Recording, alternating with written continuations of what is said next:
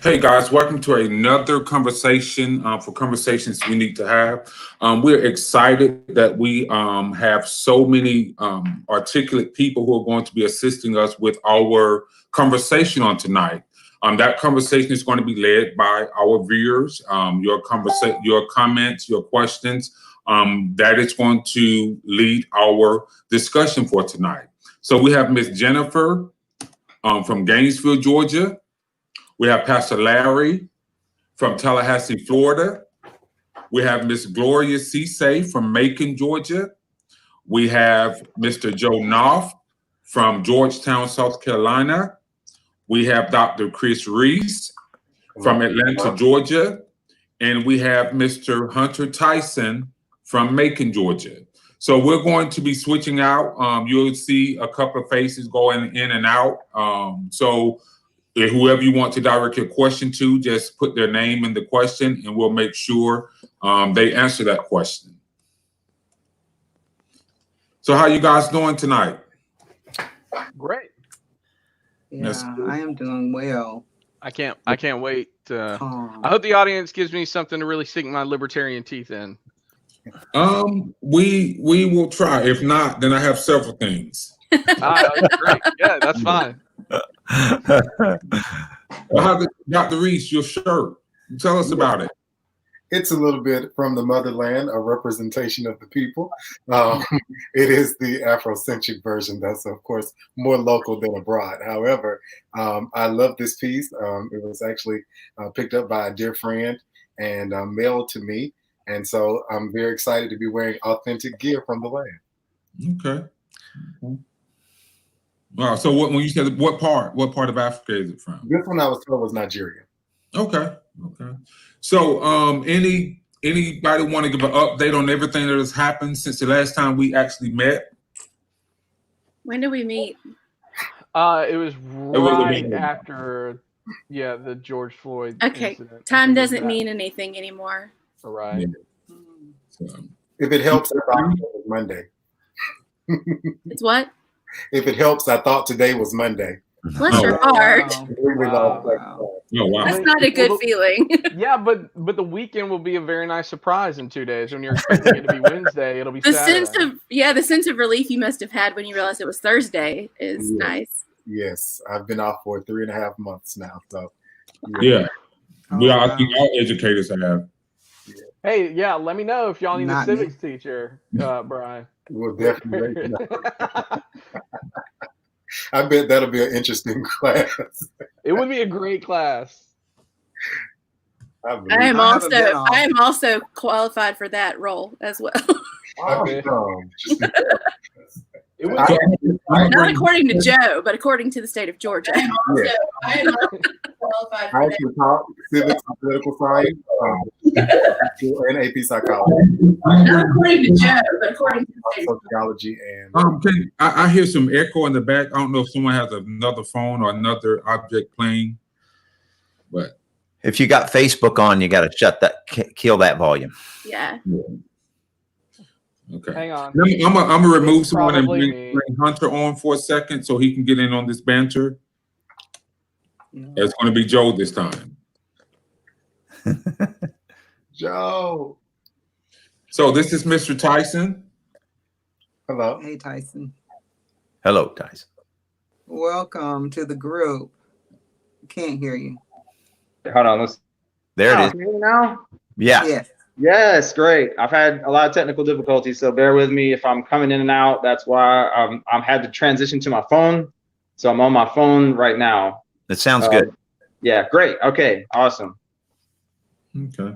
So I'm a little behind on the banter. This is my first time here. So I recognize some of you from previous watches. So yeah, I'm excited to take part, hopefully learn something, because we're all here to learn something, I hope. So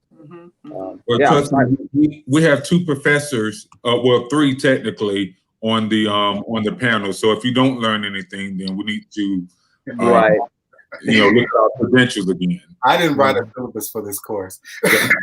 Neither did I.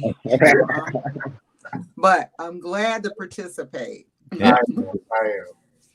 So, and I can say this publicly since everyone is watching. This group, we really do not agree on everything. And I think if America saw our private group chats, they would think that we were, not as cordial as we are. So, but what I love about this group is we can agree to disagree, but yet take something away from the conversation. And so that one of my reasons for getting us back together is because I wanted the world to see that particular aspect, that this is a representation of America in front of you. Totally different views on certain things, but we still are cordial. We still laugh about things that we can laugh about. We still educate each other on different areas that we're not well versed in. So. Hey, one quick comment. If you're watching, go ahead and say hello because we don't necessarily know who's watching live. Yeah, and I'm actually seeing some live comments in the chat just from people. It even has a little Facebook symbol, I guess, if it interfaces with Facebook and YouTube. So we can even tell, where they're coming from. Oh, is that Miss Glover? Okay. Quite amazing. Hey, Miss Glover, how are you? Miss Glover. Is this Miss White from Emmanuel? Hey, Miss White. Yep. Oh wow. Okay. We have a shout out for Mr. Pastor Larry Perry, calling him a rock star. Nice. Oh yeah. He's so humble though. Oh, wow. Very much so. Can you dance like Mick Jagger? Not now, but like he used to. No, I don't have a rhythm in my bones. So maybe you can just dance like how he dances now. My son got all the rhythm, and that's good. So if you guys have any questions for our live audience viewing, if you have any questions, go ahead and hashtag them, conversations we need to have, and we can get this discussion started. So we'll wait about 30, 45 more seconds, and then we're going to engage in a conversation. And you all can chime in whenever you feel the need to, as far as our audience is concerned. So, Pastor Larry, how's the weather there in Tallahassee? It's been raining every afternoon in the last couple of days, so it's pretty wet, but it's good. We needed the rain. About 4 o'clock. That's the Florida time for rain. Yeah, it is somewhere in there. I'm from Florida, I know. Yeah, but it's good. It's a tough season.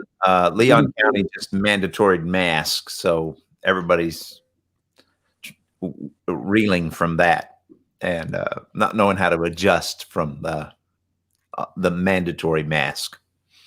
So, what does that mean? I'm not. You have to wear a mask in public. I mean, but the reeling from it part, that's the part well, it's the government trying to tell you to do something that you don't really see the necessary need to do it. So that's a perfect segue into our first part of our conversation. So with the pandemic and everything that's going on, I never thought that I would live in a time where wearing a mask has been politicized. So as Pastor Larry has said, some people feel like it is the government overreaching, telling you to do something that you don't necessarily want to do, whereas, myself and a few others may view it as a way, mechanism to keep other people safe. So, Hunter, what do you think about this mandate to wear masks? Do you think that's the government overreaching, or do you think there's that's just something that they're doing to help keep us safe? Right. And let me preface this by saying, if I come off a little, I'm sure this is like Mr. Williams said, this is all very personal between all of us. We're all kind of banter back and forth, and it's not as hopefully not as charged as some of the other times. But for me, I've never complained about being mandated to wear a seatbelt. I've never heard anybody take the streets about having to wear seatbelts.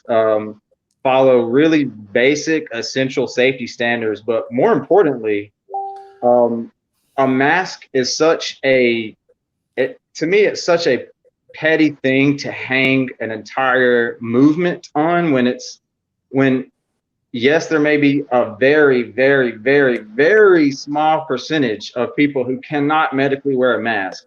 And you know, my background is in biology. So I do understand there's a small percentage of people who can't medically wear the mask. I get it. But that's so infinitesimally small compared to the amount of people who have already died and are dying and will continue to die because of this pandemic. It is one of the most ravaging viruses we've ever seen. Scientists for months now have been really fearful about the effects that this could have overall if we do not stick to the safety protocols that many people have put in place for our own protection. So no, I don't think it's an overreach at all, especially when it's something as simple as a cloth covering that you can personalize yourself. You can make it your own. You can wear it with your own personal stamp on it, whatever. To me, this is another excuse to politicize something that doesn't need politicizing. It's a very simple medical, biological, and really humanitarian thing. That's my opinion on that. Pastor Larry, would you like to respond to that?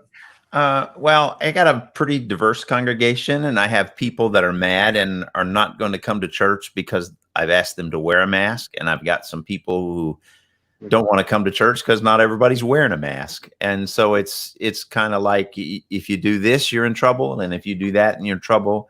So there's a big thing about that. I think part of the confusion is they told us we didn't need masks. Then they told us we did. Then they told us that we didn't. And so that didn't help. That has not helped in relationship to the mask situation. And so the doubters don't believe it's necessary because of what they told us. And then now they've done it 180. And so it's, to balance all that out, it becomes a little hard to do. Someone told me the other day that, if you wear a mask, it's 30% less likely that someone catches it. If both people, it drops down to in the less than 5%. And I'm assuming he knew what he was talking about. But so, it's a good thing to protect the other person. And that's what you have to do. I don't know how they're going to enforce it. That's going to be the big challenge. I don't know that they can, to be honest with you. And that probably is another instrument that I think is kind of weird. You make laws that you can't enforce, that you can't abide by, but yet you have penalties behind it. And why not just ask the people to do it? And I don't know. It just seems strange to me. Okay. And Jennifer, you wanted to add to that conversation? Yeah, because I have really strong opinions about mask wearing. I am very pro mask wearing. I also am very pro vaccine, but that's a whole other conversation. But the situation that I find myself in is I have a husband who has asthma, a child who has asthma. My parents are 73 and 67, I think. So they're at risk because they have high blood pressure, blood sugar issues. They have several different things. My dad has Agent Orange related illness from serving in Vietnam. So we're all very at risk. And some of us, my dad is an essential worker at his school, but the main thing is they don't have the luxury of staying in as much as we would like to. Now, my kids, of course, they've been very, very sheltered, and we've been very careful with them. But I mean, we still have to go and get groceries. I was going to have to return to work. There's a lot of risk, and I live in Gainesville, and Gainesville has been one of the hot spots in the state for months now. And we have one of the largest hospital services in the state to help people. So people are coming here from other places. And I mean, when you're looking at the numbers spiking, like, these are people I love and care about. And I mean, on a good day, I would cut you for messing with them. So if you're not wearing a mask around my family, I'm going to say something. I mean, I was in Target one day and a lady was not keeping her 6 foot distance from me in the line, and she didn't have a mask on. And I was like, I just want you to know, lady, I'm gonna start waving my arms around. If you don't back up, you're in my space. Did you have a mask? Of course I did. And I even actually had one glove on because I didn't want to touch the ATM. Shouldn't that have sufficiently protected you? That's not the point of the masks. The masks protect other people. The mask will keep me from putting out droplets into the air. The mask will keep her from putting out droplets into the air. If we both don't put out droplets into the air, there's a very minute chance that you'll catch from a droplet the virus. And on top of that, there's no reason not to, because when I hear people say, like, I can't do it, I just look at all of my friends who are surgeons and surgery techs and nurses and doctors, and I say they wear it for 12-hour shifts, 18-hour shifts. If they can wear a mask, you can wear a freaking mask. I mean, like, I don't understand. It's uncomfortable. I hate it. I have very sensitive, sinus issues and stuff, and it bothers me. I feel overheated and hot and uncomfortable, but I wear it because it's the right thing to do. And I want people to see a visible sign that I am protecting them. Okay, so my next question is, signaling. Go ahead, Joe. That's just virtue signaling. Or it's me trying not to kill people. You said that's what now? Virtue signaling. But what's wrong with virtue signaling? Explain that to me. That is always my question when I hear that little buzzword is, what's the problem with virtue signaling if it is signaling something to make people feel safer around you? Well, there's the only problem that exists with that is if that's their sole motivation, which I completely understand is not your sole motivation. So I would like to interject if I could have Joe unpack that a little bit, because I would like to hear what he had to say about that. Actually, do you feel like it's a slippery slope? Are they asking us? It's a complete government overreach. I mean, there's no question about it. The government has no right to tell you to put a mask on. And for one thing, the onus of, if people really want to be safe, the onus is on the individual. If you want to be safe, you take precautions. And there are people that, feel like they don't need to take the precautions. And if they're walking around without masks, then they're just infecting each other. They're not infecting people with masks, especially if you have the proper mask. But that's not scientifically accurate. Hold on. Sorry, Miss Gloria. Miss Gloria. No, I was just commenting that, we all really should be considerate of each other. So there can be people who want to have, want to walk around without a mask, and socially exercise their right. But, yes, but I have a lot of medical concerns as well. And I wear a mask, and it really bothers me when I go out and I see that people aren't wearing masks, not because I want to try to tell people what to do, but I want people to try to understand that this is a real medical problem. I have people in my family who've been infected with COVID-19. I know of people who have died. One of my good friends from the university. So it's very real, and I think we ought to take it seriously.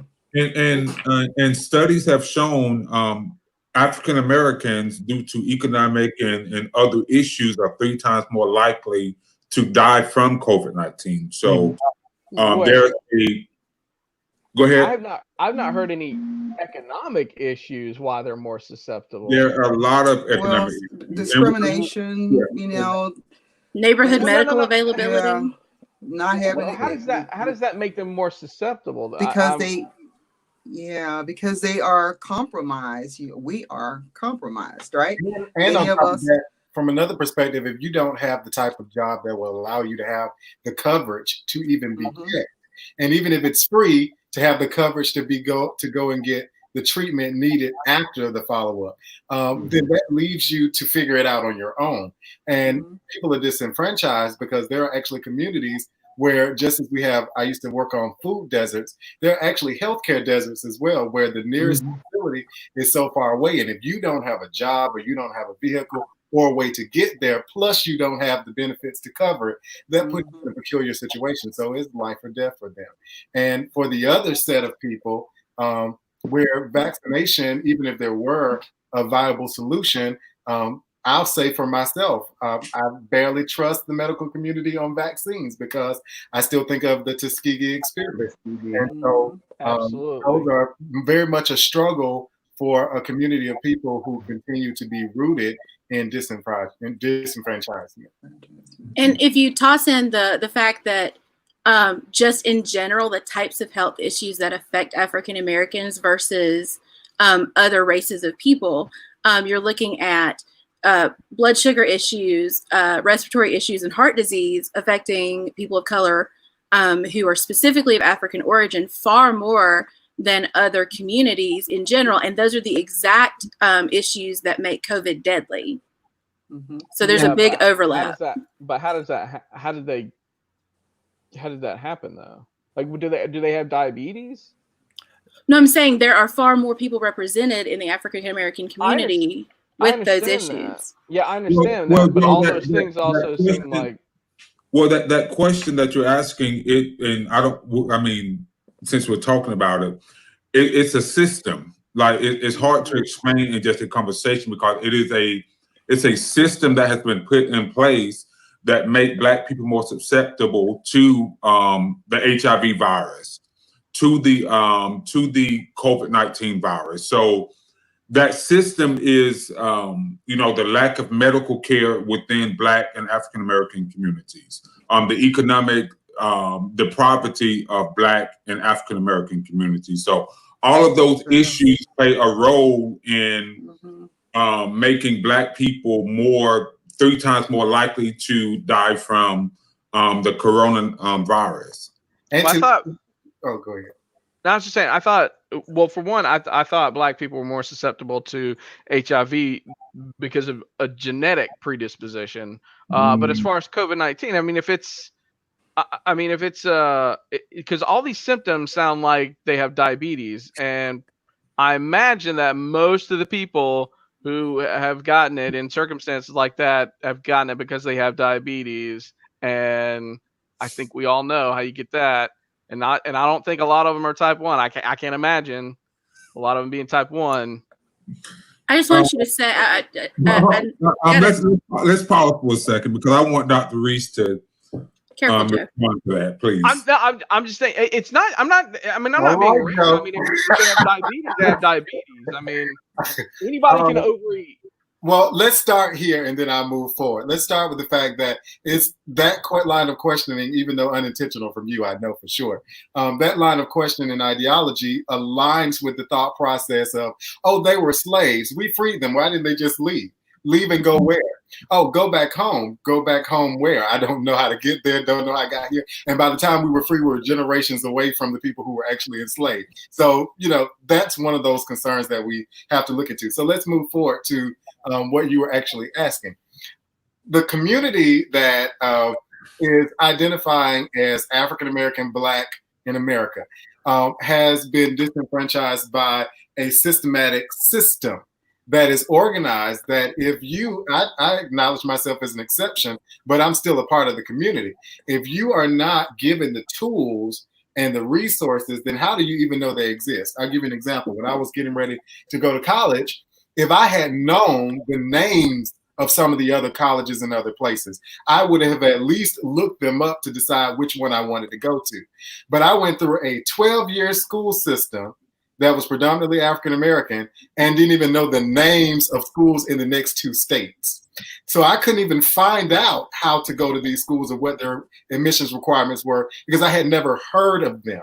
And at that time, a simple Google search just didn't give you what you needed at that time. So things have changed, yes, but if you don't have the knowledge, you can't even look for access. You don't even know what to ask for.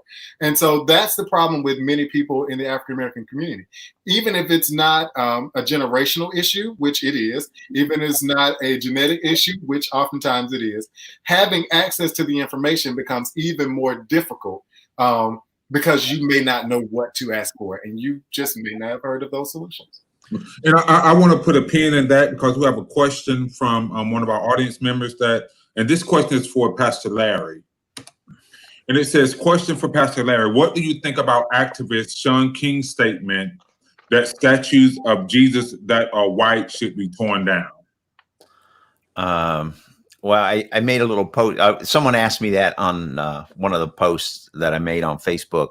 And it doesn't, to me, it doesn't matter what color Jesus is. And I know very few Christians who think Jesus was white. There are a lot of sculptures and pictures that show him as white, but we know he was Middle Eastern. So I don't know how white he was. And that's okay with me, because the issue for Jesus is not the color of his skin, it's who he was. And I don't know that tearing down a statue is going to help in relationship to making oneself feeling better. Even though it may have connotations of things in your own heart, in your own mind. So I don't have a problem with Jesus being any color, because to me, it's not about what color he is. It's about what he did and what he came to teach us and show us and deliver us from ourselves. And I mean, if you can't see right now that our hearts in America need a transformation, and that's what Jesus came to do, change our hearts, deliver us from our own rebellion, our sinfulness. That to me is the answer to a lot of the things that are going on. And not only did he talk about that, but he talked about forgiveness. And, there's a lot of forgiveness that's got to happen. White people need to forgive black people, and black people need to forgive white people. And I don't know that there's anyone leading in that path of healing to lead us. How do we forgive? How can we forgive? Lead us down that path instead of dredging up what we can't change. Okay. So when you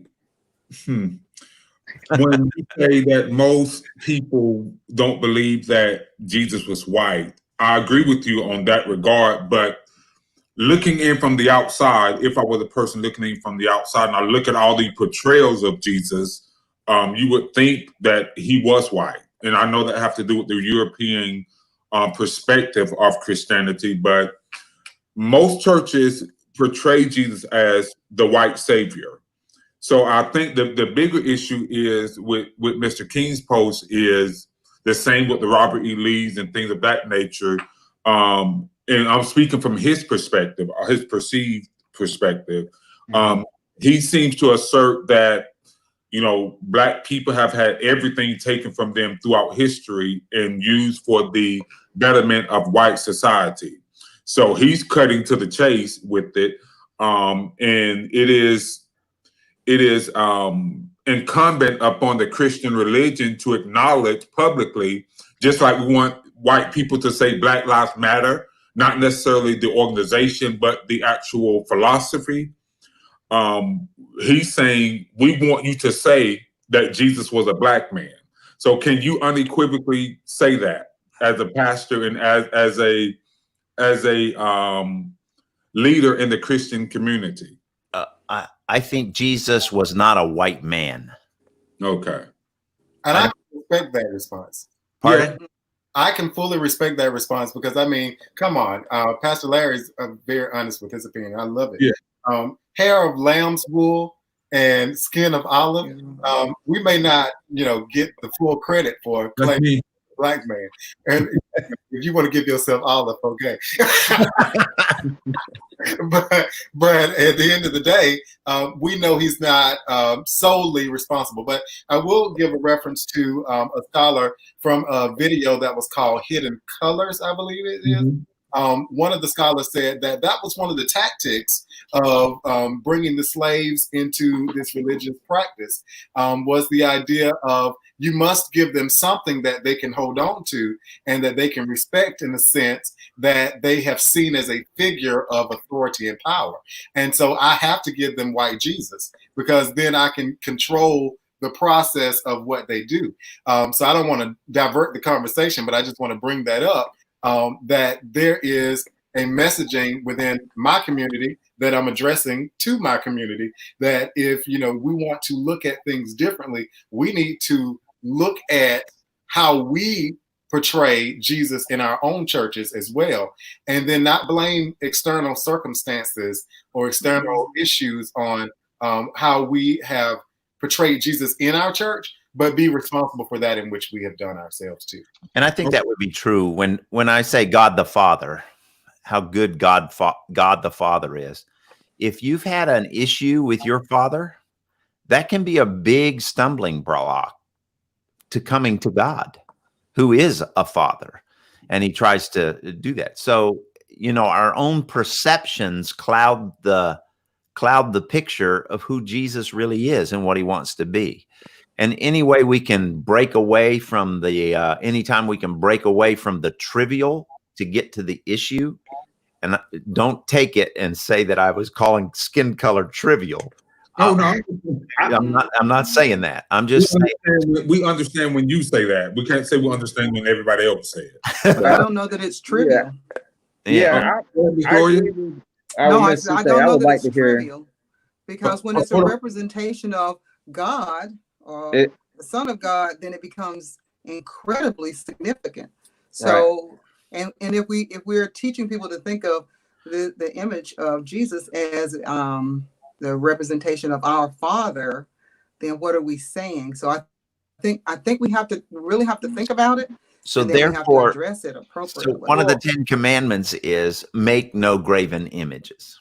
Yeah, that's what I was gonna. But we got them everywhere. Unfortunately, we have not done a good job at that, and because God is meant to be a mystery.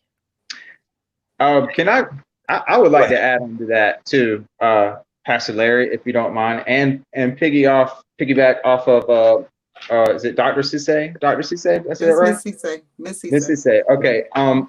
And also addressing Amberly's question in chat, and it kind of played in part with what we just discussed with the prominence of a blonde-haired, blue-eyed Jesus that reflects the dominant in our society. Since I'm coming from kind of a science background, many of you might have heard this before, but this is something big that I'm a huge believer of, especially in the science world. It gets talked a lot in the analytical part of the sciences. But that very thing where you have a prominent figure in culture and society, whether we want to or not, we will subconsciously let that play into our own self-identities. So if I see a white, blue-haired Jesus, or sorry, blue-eyed, blonde Jesus everywhere I go, in every picture of art, it's not been updated. It's 2020. We know the history now. We know that Jesus was nothing like a white man, and yet that is still perpetuated in movies, TV, media, everything. And now there's scientists who in the past, this is something that I teach too. It was called the baby doll experiment. Mm-hmm. And it played into Brown versus Board of Education. Two prominent black scientists, I think it was Clark. Ken Clark, yes, the Clarks. They basically uncovered the statistical fact that when we present an image, especially for our younger generation, they will start identifying and they'll put the meaning into it based on what they see. So they had the baby dolls, they had white baby dolls and black baby dolls, and they had white children and black children. And what they found was that the majority of the children, both white and black, prefer the white baby dolls. And they went so far as to not even go talk about what they preferred, but how they felt about that. And so some of them said the black baby doll was ugly. And they really couldn't put a descriptor on it. It just was, because they're young children and that's what they see every day. So if they see the black baby dolls on the bottom shelf and the white ones on the top shelf, that's subconsciously in their mind. And for me personally, I may be the odd one out here, but I'm not a religious person. I'm a spiritual person, but I identify as an atheist. I don't like myself even seeing statues of Jesus everywhere, especially on public property. I'm very against that. I'm opposed to that. Private property is another thing altogether. But that's a big thing I wanted to bring up, especially with that experiment. There is data to show that's a real problem, and that adds, I think, to the overall these issues that we're having now. If I may. So the modern depiction of Jesus as a white man, we don't really know, first of all, the extent to which we don't know what Mary looked like. I mean, if he had olive skin, that's fine. We also think we also associate olive skin with Greeks, and I'm pretty sure most people would consider Greek people white. Also, our modern depiction of Jesus stems from the image that is in the Hagia Sophia in Constantinople. Yes, I call it Constantinople. And all the images have stemmed from there. Now, they said that image was created from the model was a Borgia when they were the famous Italian family of great power. One of the Borgias ended up becoming a pope, and not because he was holy.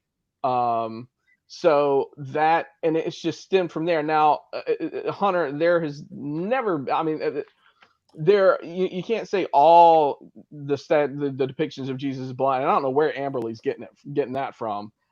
There's only one image of Jesus that is blonde haired and blue eyed, and that was in the early underground Roman church, and I think it was in a fresco or something, some sort of wall painting. Let's talk about features as well, because European feature, the Jesus that we're depicting, or we may be saying blonde hair, blue eyes, but what we're really saying is the physical features of Jesus are those of an Indo-European person, of an Anglo person.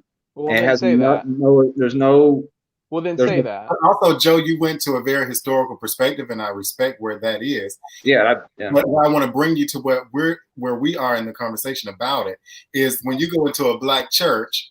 I know it growing up in my church, the fans that we were fanning with had white Jesus on it with blue eyes.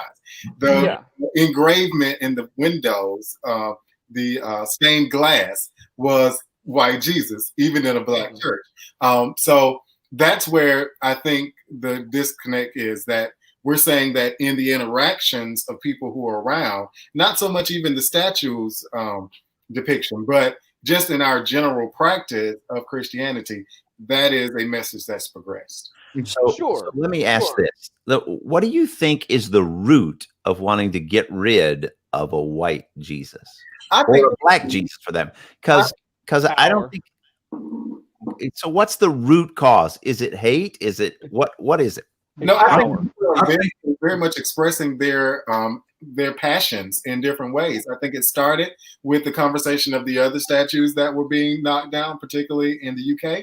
And then it started to continue to Robert E. Lee. And I think those conversations keep stemming off of reactionary practices. And I'm not going to say that I agree or disagree with either practice, because I was in Warner Robins, Georgia today, and I was driving on the road, and I thought about it. Who is Richard B. Russell? Who is Watson? Who is Carl Vincent, named after Carl Vincent Parkway? And I knew they were all white just knowing it. So I don't know if I should go on this rampage about making sure every street name is changed. I don't know if that changes anything. I don't know if not addressing policies will ever help us get anywhere. We must address policies, and then the petty conversations, if it's something significant, and I think that if it's something that really, really bothers a community of people, and it can be proven to be a problem, and it's actively a problem in that community. If you go erect a statue of Robert E. Lee in the city of Atlanta, that's a problem. Right. But I don't know if we should continue saying that communities like in Virginia who had them, and we know that communities like they are, we don't go there. It's not a travel spot. Tourism is not a thing there. I don't know if we should continue just pick fighting every single thing that we see. Yeah, no, I don't think it's centered around hate. I think it's just an awareness and an awakening that is happening, not only in the Black community, but just in the country as a whole. And people are just coming to terms with, I guess people are just now reading history books over the last 50 years to see that Robert E. Lee was a Confederate general who didn't care for Black people. And Robert E. Lee himself said, do not erect a statue or a monument after the Confederacy. So I think I don't think it's a hate thing. I think it's more of an awakening or an enlightenment that has taken place with those of us in the country. So, and like Dr. Reese said, I don't think we should spend a lot of time talking about that, but I do believe symbolism is very important. For instance, I correlate having statues of Robert E. Lee up in America to putting up a statue of Adolf Hitler in Germany or in Jerusalem. So it's a constant reminder of your oppressor. You can't go to the store without seeing a monument or your oppressed memorialized, and it reminds you of that. So I think this moment is awakening all of those dormant thoughts and traumas that we experience. And Robert Lee, his grandson, who is one of the most amazing speakers you can listen to, even he says what the challenges that he faces with the legacy of his great-grandfather, great-great-great-grandfather. But not only that, we're at a point now where we really have to decide what's important. And I'd hate for us to lose focus on things that actually matter and address the issues by being petty about things that just bring discomfort. And I would agree with you on that. If you do not address the core of an issue and you just continue to scratch at the surface, I'm not sure we'll get results. Well, the easiest thing to do is to attack the symbol, and that is the easiest thing to do than to deal with heart, what's going on in people's hearts, and you know, that is the easiest, and that really is the danger. You know, we were talking earlier about places where the Black community couldn't get health and couldn't get things they needed. I listened to the Chicago mayor say the other day, because of the riots there, the pharmacies are moving out, and they told her, we can't come back. We can't afford to come back into that community. And she was in tears, because what the riots caused is now more trouble for the Black community in that area. And she didn't know what to do about that. But so it feels like, or sounds like, you know, here we go, we are blaming the victim. And so the only way that's the results. That's the results. Yes, I understand. I really do. But if we think about systemic racism, if we think about all the things that have brought us to this place where we are right now, when people are frustrated and feel as if they have no options, no choices, then the only thing they know to do is to go to the streets, right? And so to blame, to say, well, we can't have businesses in this community because there might be violence, is blaming the people for trying to say we need some relief. We need things to be different in our community. So yeah, but you can't blame business owners for not going back, because at the end of the day, they're running a business, and risk is inherent in any business, and they're not going to go in a place where they have an external risk of their place being burned down, especially. Well, I'm actually not blaming anybody. I'm saying that we need to look at this issue from more than one perspective. We're only looking at the what's happening in front of us. We're not. I'm a really big believer in looking at the primary, secondary, and tertiary prevention kinds of things that we can do. So you can't just look at one thing and say, oh, we can't blame businesses, or we got to blame the people who are rioting. We have to look at the whole picture. We have to look at the whole situation, and we have to come up with a solution that's going to address all the parts. It's going to fix everything. So no, I'm not blaming the businesses for saying they won't come, but that's the same. Those are the same kinds of excuses businesses give for not going into Black community anyway. But that's and so not then an Black excuse. communities end up continuing to be impoverished, and people don't have jobs, and property values don't go up. So there are lots of. And I want to make sure I say, take to the streets. I read the comments I'm not saying don't take to the streets. Mrs. Gloria was right about that. If you need to, take to the streets, but at the same time, address the policy, address the core of the issue. That's right. I want to make sure I say that. And something to remember, I mean, it happens a lot. White people talk different with other white people. A lot of white people might not just outright say it, but a lot of white people, and this is particularly conservatives, and I'm not saying conservatives are bad, I'm just saying there's a mindset that refuses to acknowledge that systemic racism even exists and that it's even a thing. And I hear it written off so often by both high information and low information people and voters and citizens. And it is infuriating because we can literally point to the things in society that are systemic, that are causing racial issues. So whether you're going to label it racism or you're going to be pedantic and not call it racism, it's still there. And religion is one of those systemic things that, you know, we're talking about. It's actually one of the more prevalent systemic issues that we deal with as a society. Ironically, religion creates more avenues for racism than any other entity on earth. If we were to really unpack that discussion from a sociological and humanities perspective, it really creates a great divide with culture. That's why it's fascinating when someone pastors a multicultural church, because it's not the norm. So that's why it's even more fascinating when a Black person pastors a multicultural church, because it is not the norm. So we create, religion has created a barrier to progress. Ironically, that, you know, and with all due respect to Pastor Larry, who leads a multicultural congregation, this is not a knock on him personally, but, and this is a good segue into the next question that I was going to ask as to why that is the case. When we have people like Rob Parsley, who depreciates the oppressive history of African Americans with his I don't even know what to call his rant,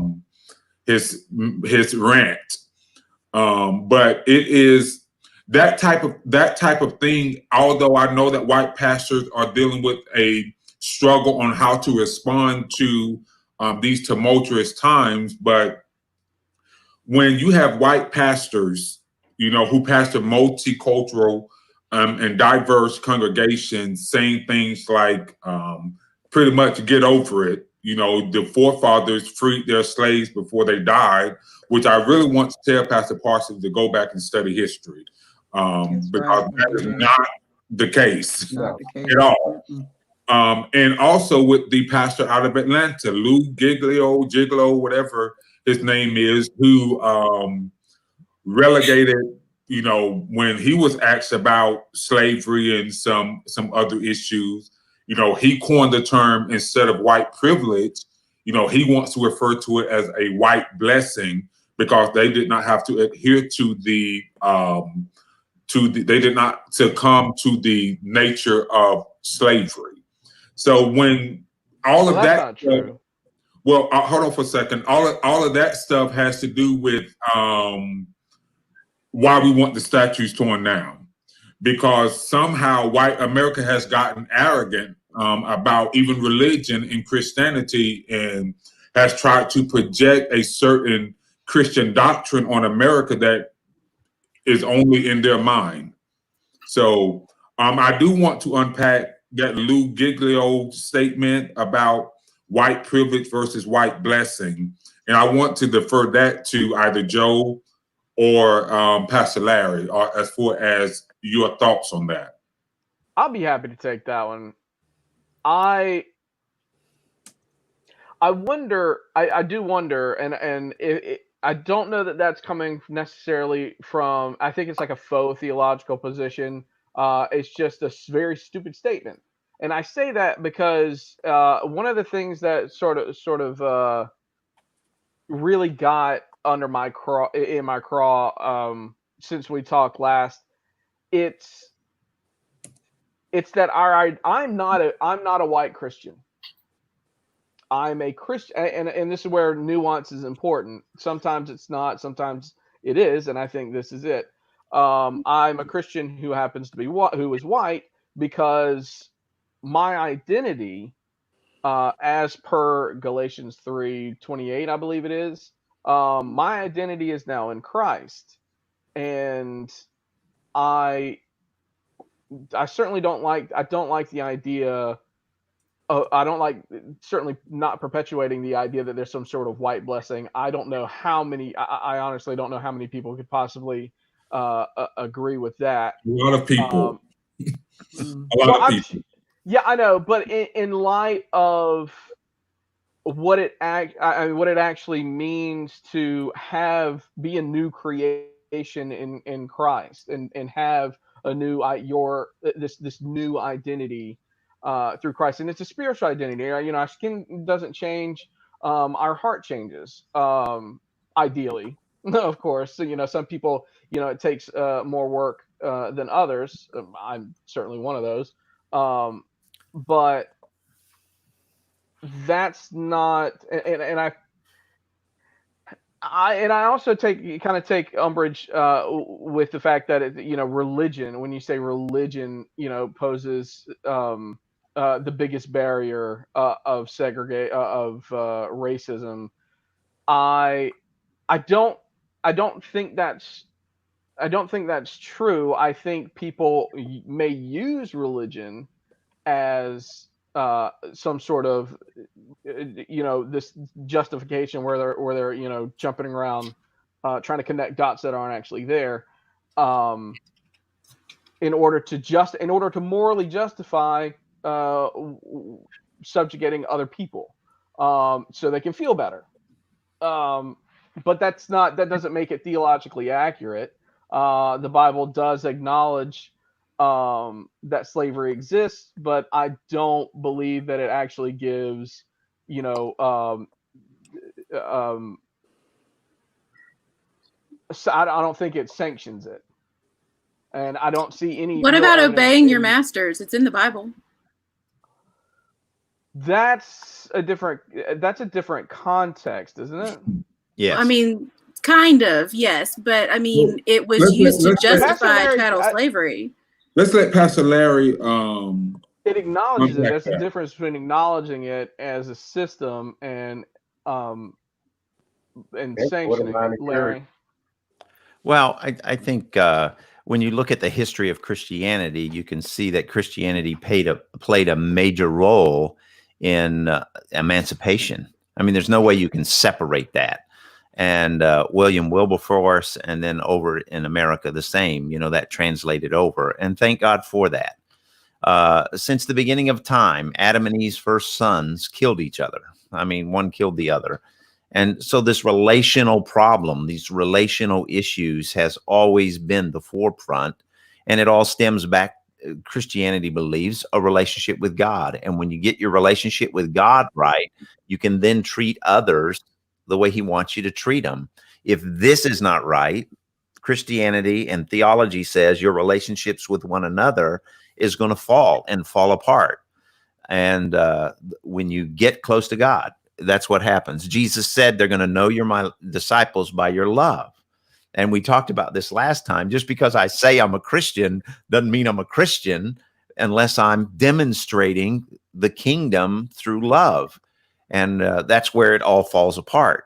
So there is, a problem in the church, that not everybody who walks through the door is adequately portraying what Jesus commands and asks of us in the separation of. And I've heard people use scripture for all kinds of weird things, and they justify their own thoughts by the scripture instead of adjusting their lives to what the scripture says.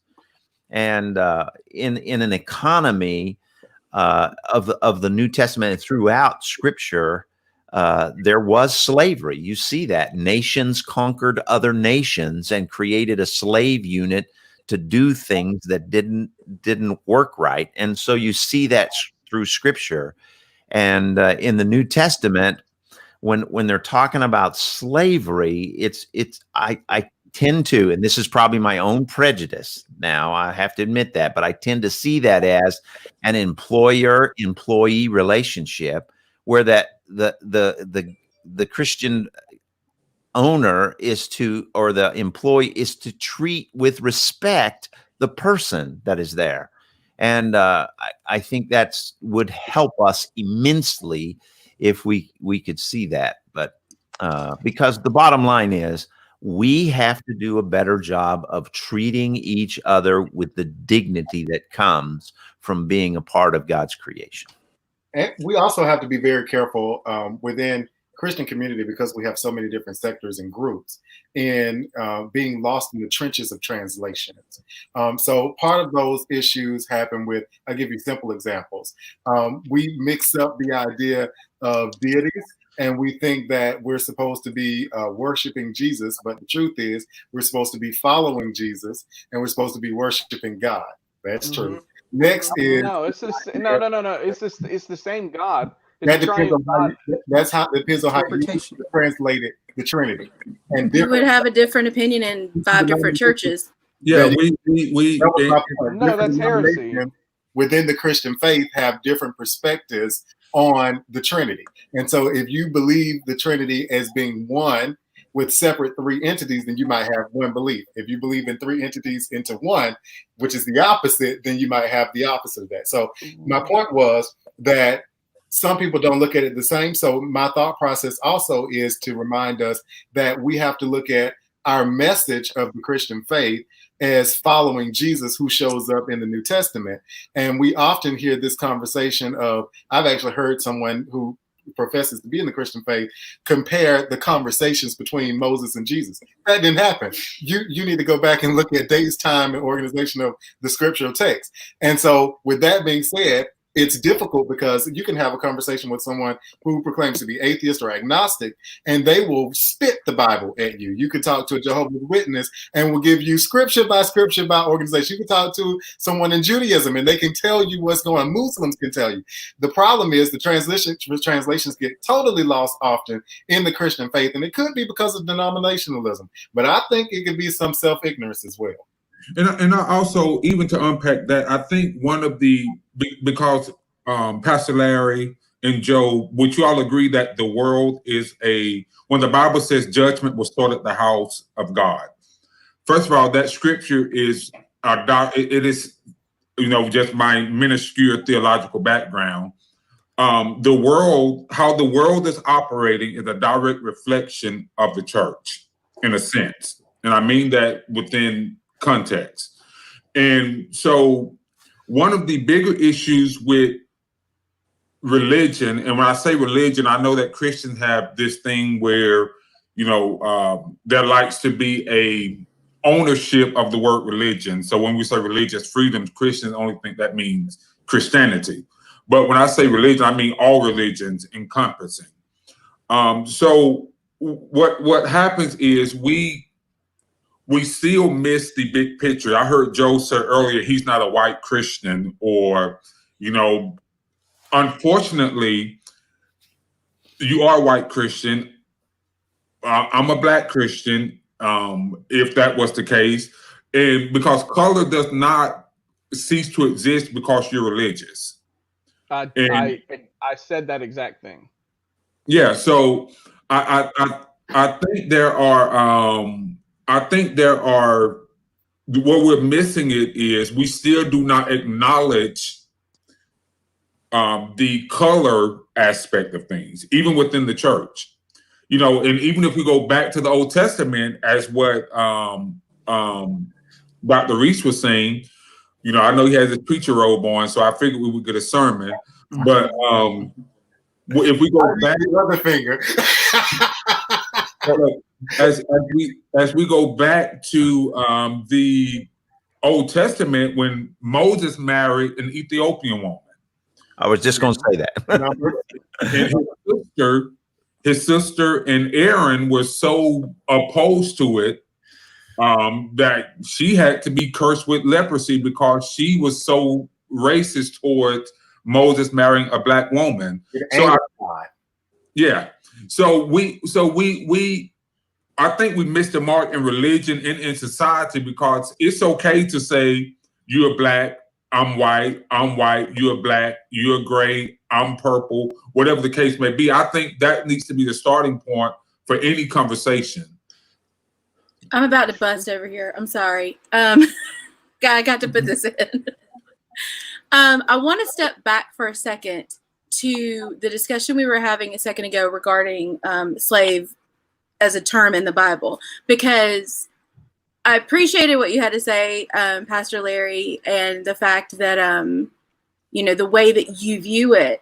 And you were saying that you view it as more of an employer and employee situation and that kind of thing. But the thing that we lose sight of, and this is so incredibly just short-sighted, and Americans have turned the idea of even redemption into a transactional situation that's almost based on like kind of a capitalist mindset. And I'm not throwing off on capitalism. I like capitalism. But when you talk about things like, investing in a relationship and gaining from a relationship and the dividends that you would receive from having these relationships. Okay, so we use a lot of that kind of language. And so I think that leads us to view scripture through a lens that was not there at the time of the writing. And I am not arguing that, it is just absolutely wrong to do that, because of course you have to apply the scripture to your current situation. That's the situation we're in. But I did want to clarify something to do with that and how it links back to even the differences in black and white church. So when you're looking at a Bible that says for slaves to obey their masters, and you're looking at the words that are used, or for example, when Jesus healed the slave, some of those words are used for a Greek slave. And a Greek slave, I mean, you really want to throw it out there and make it controversial. That's usually a sex slave, and it's usually same sex. So when Jesus is healing this slave, he may have been healing this man's gay lover. I mean, like, that is something that a lot of people don't want to even touch when they're looking at it in context of history. At it from the perspective of that capitalistic lens, where it's like, well, I think of it as employer employee. Well, of course, if you're going to apply it to today's culture, that's going to be the way that interprets, because it works. I mean, that works for us to try to be good employees of our job. But one way that is even abused, not just as being used as justification for chattel slavery in early America, but even up until today, you're looking at people who will use that ethic to work wage workers to death, keep them from unionizing, and then say, you're supposed to obey us. That's the way this works. Because what they're doing is they're applying a secular set of beliefs in capitalism to the idea there. And I mean, as a person who has worked in church and been treated as if, I just existed to serve them and then disappeared at the end of the night and came back the next day for the same purpose. I think that we do that to people. And we sometimes, I mean, a lot of times it's not even intentional, but it is just, it's an ethic that we have that's specific to a very, a society that values productivity, making money, being the best at all of the economic things, and then very much devalues things like humility and feeling our grief and taking time to have a Sabbath. And those are things that are just as central at the core to the belief system we're supposed to be following. And so when you look at it, and this is where it ties together for me, is that when you're looking at it through that lens, I'm going to tell you right now, if I were a Black person in America, I'm going to buck up at that, because that is not, I don't want to live today in a slightly modified version of what my ancestors lived in, because these are the opportunities I have. And I'm not Black, I'm white, and I feel that way, because I'm not going to give to a job that would replace me 30 seconds from now if I left and not miss me. And so I feel like in some ways those things kind of tie together, and we don't always look at it contextually the way that it's meant to be seen, if that makes sense to everybody. Mm-hmm. And we could definitely talk about that all night, but I want to shift the conversation just a little, well, just go to something totally different, just for a moment. George Floyd, of course, we know the black man who was killed because an officer placed a knee on his neck for 8 minutes and 46 seconds. Breonna Taylor, another young lady where officers, did a no-knock warrant and opened fire and started shooting and killed her. Wrong house, wrong person.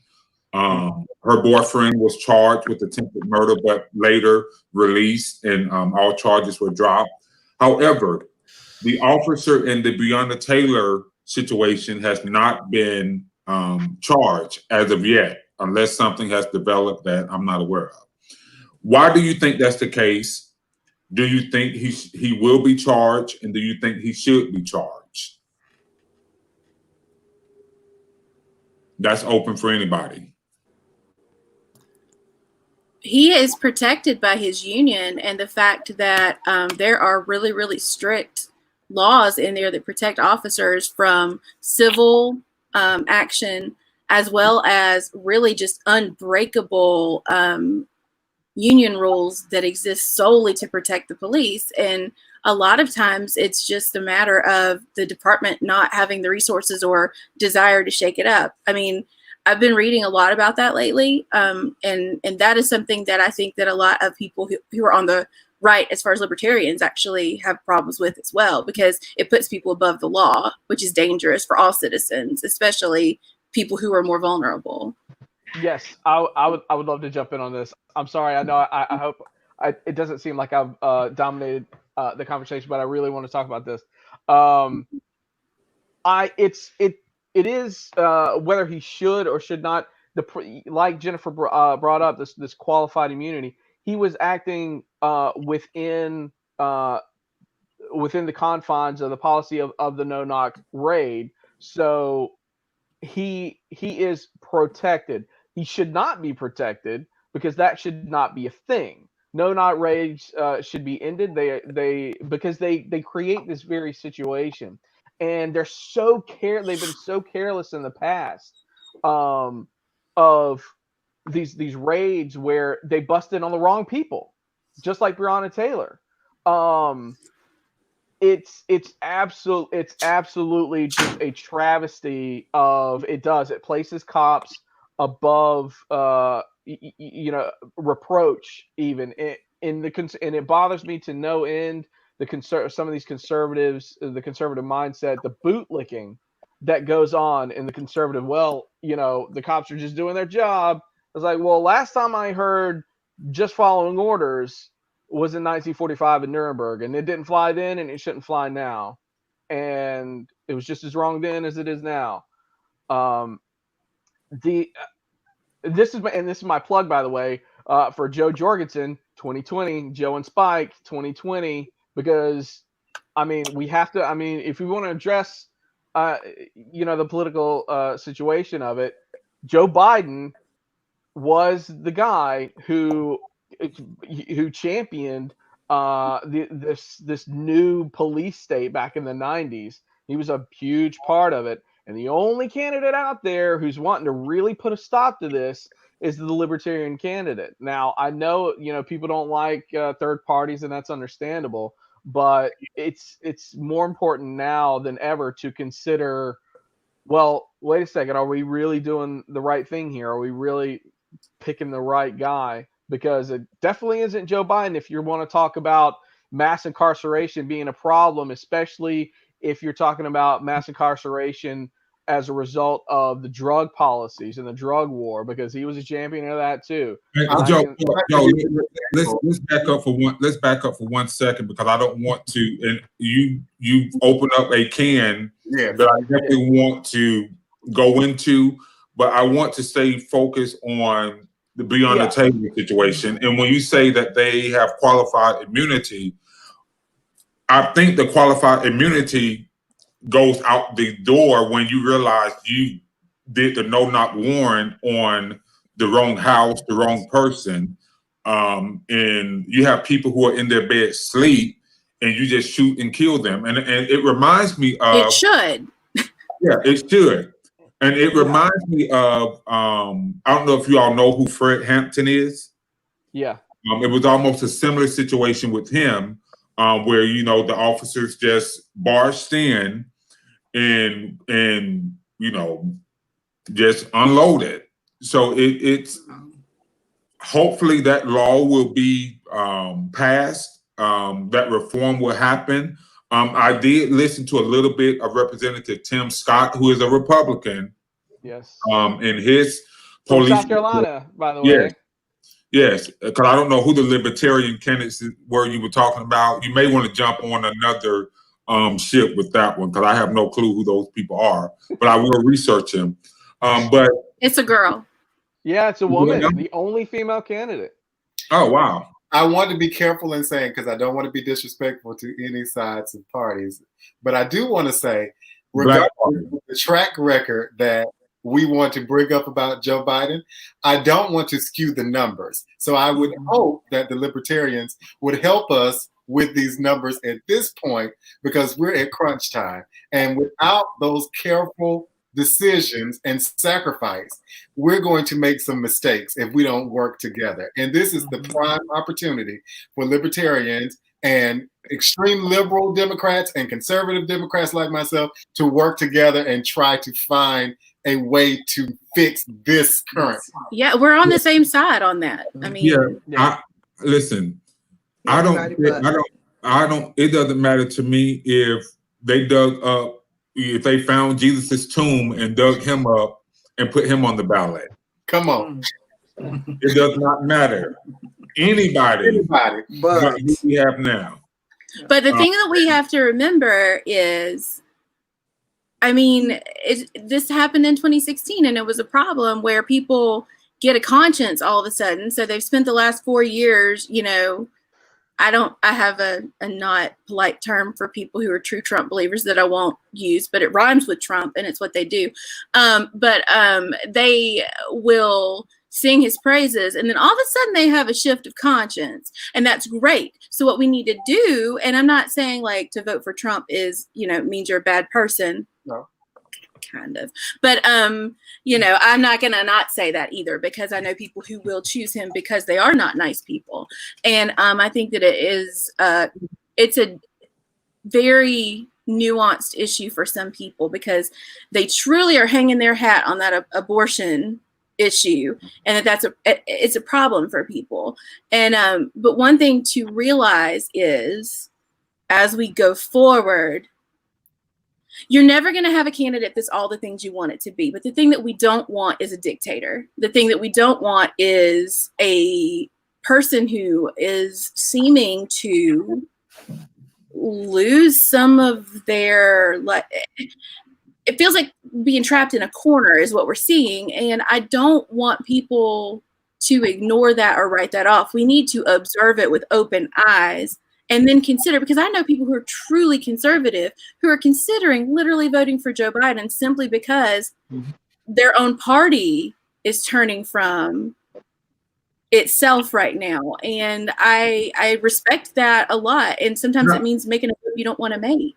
Jennifer, let me interject. And for our viewers, if you have questions, please go ahead and you can send them, and we will go ahead and. Yeah, it doesn't have to be along these lines. Yeah. It could just be a random question. Any question that you have, we'll go ahead and engage in discussion on that. But to Jennifer's point, when you talk about dictatorship, now I don't know where everybody was during the time, when the major protest was going on in DC, and there were tear gas and flashbangs used on innocent protesters. Which is not pro-life. Yeah. For me, as who I am, as a middle-aged white man from Arkansas, watching that was probably one of the scariest things I've ever seen as an American citizen. And for no one in the White House to apologize for that is practically insane.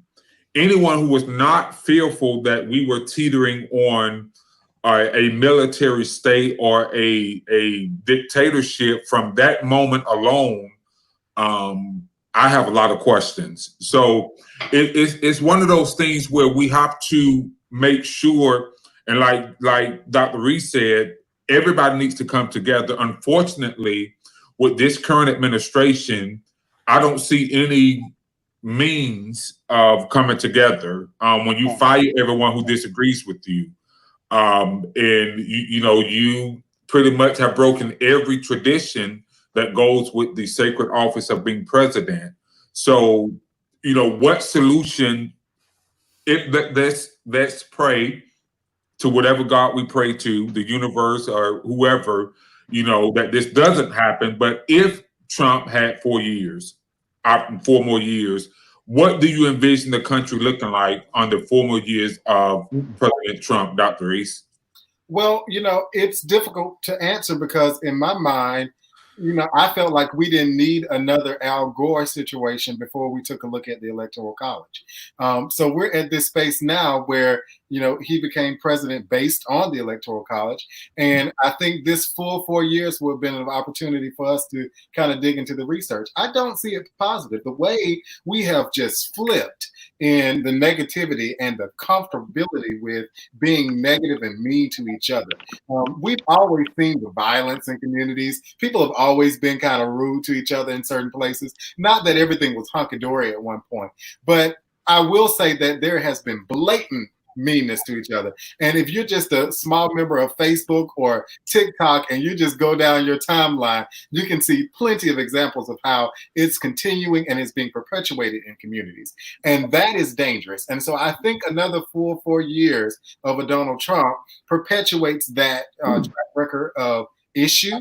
And not only that, I am very concerned whether, I don't care what the numbers look like, socially, I'm concerned about what we look like internationally, because exactly what you would define as a joke at this point. And it's not because of the policies that I'll say fully put in place affect everything. But in essence, everybody knows we have a leader who doesn't know what they're doing. So if we are on a divide in our nation, a political divide. One says government's all the answer, and the other side says we need less government. I mean, that's a given. And when you have a media that's 80%, probably more than that, 80% liberal and 7% conservative, which is the statistics that seem to come out there. So if you get a conservative president, the media negativity is overwhelming. There's a couple networks that said Russia collusion for 2.5 years, and they were wrong. But yet they every day they said we're going to impeach the government, impeach, and they even tried. So that he was impeached. But go ahead. He was impeached. Yeah, but that was an impeachment. That does not help the divide in our nation. Well, one thing that, oh, sorry. The other thing is, President Obama ruled by executive order. He had more executive orders, and which is not the way in our government is set to run. And so there are people who, presidents who have done bad things, good things, or whatever. And like I said, last time we gathered, we get the president we deserve. And we need to pay attention because I think we need to pay attention to what's going on and the policies that are spoken forth, because policies mean a whole lot more than personalities, in my opinion. Well, Donald Trump has given Barack Obama a run for his money on executive orders. I was about to say. Hey, I actually have a fact check on this. It's not true, Pastor Larry. I hate to call you out on this, but that's actually a myth that is spread around. Obama was not the king of executive orders. I'm looking right now on federalregistry.gov. This is the government website. Obama had 276 from 2009 to 2017. George W. had 291 in 8 years. And Trump is already at 164. So when we perpetuate, and here we are still in Trump, and in 3 years, or But I feel as though when we perpetuate these little, I mean, and it's obviously it's something that you would have to look up, or unless you've heard it from somebody. But we need to question what we're hearing from people and how quickly we take that as fact, because that's just simply not true. And it is a major talking point to delegitimize Obama's presidency. I take it that way. Well, and the thing is that the president has created a culture of just saying literally anything. Without proof. No proof. Anything. And then contradicting it with something that is also not true. Right. And wait a second. I want to say one you more can't blame thing. that on the president, because the media makes up a lot of Okay, stuff. I want to approach that real quick though. This is important because, okay, with regard to the media's portrayal of Donald Trump, I'm going to say my favorite thing that I love to say to people with whom I am arguing who take offense at the way that I'm talking to them. I'm not insulting him. I'm describing him. Right. I don't let my kids watch or listen to the news, not even NPR, where they censor out the cuss words, because I literally don't want to have a conversation about what sex is, what a porn star is, what what it means to collude with another country. I don't want to have that conversation with a 6-year-old when he's 6. And that's literally just them saying what's going on and what the charges are.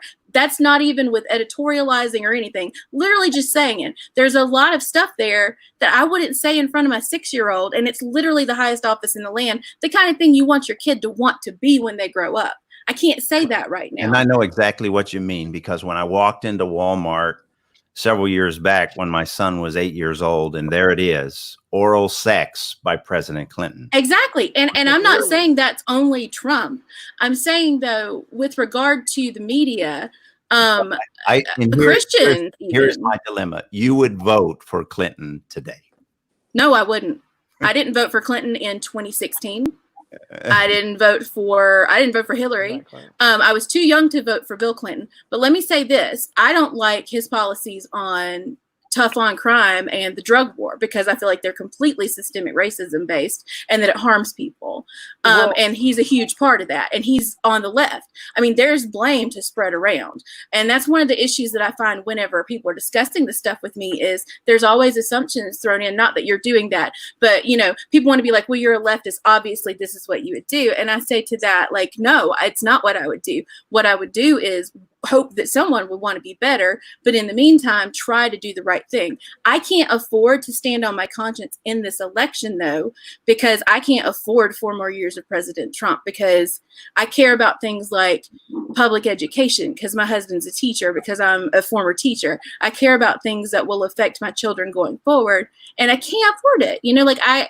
I know that Biden's not the answer. And I know a lot of Black people who think that Biden was a terrible choice and won't vote for him, even though it's the only way to get away from Trump. So, I mean, I get that. I'll say for me, as it relates to Joe Biden, the older people in the Black community have a saying, just use what you got to get what you need. Right.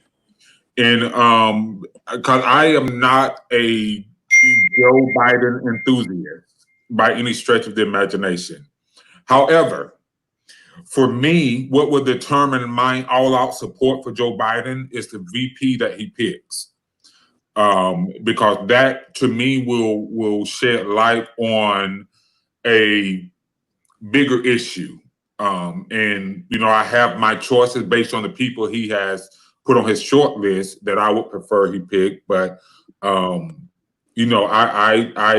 are some people on the list. I don't know why they're on the list. But as it relates to the current president, I think this president has created a culture. The media can only spin so much, but when he makes their work very easy. The only thing they have to do is play back one of his press conferences, and they don't even have to give commentary on it. Just let him do the talking. This president has said some of the more asinine things I've ever heard in my life. And if he was a Democrat, I would say it. If he was a libertarian, I would say it. And truth be told, Trump is not a true conservative. No. He's not a true Republican. If we want to really unpack that, he's not a conservative, pre-presidential conservative. He's the president who analyzed and saw I would have a better chance of running and winning as a Republican than a Democrat. But he's created the culture, like we was talking about earlier, where people just say whatever. And I think Hunter was talking about fact checking. Well, Joe, I know you said that that's not his fault, but he's the leader of the free world. Wait, what did I say wasn't his fault? You said, people not fact checking or something along those lines wasn't his fault, but he's the leader of the free world.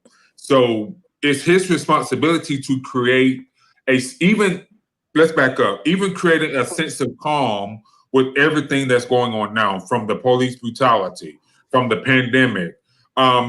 He's just not a man of reason.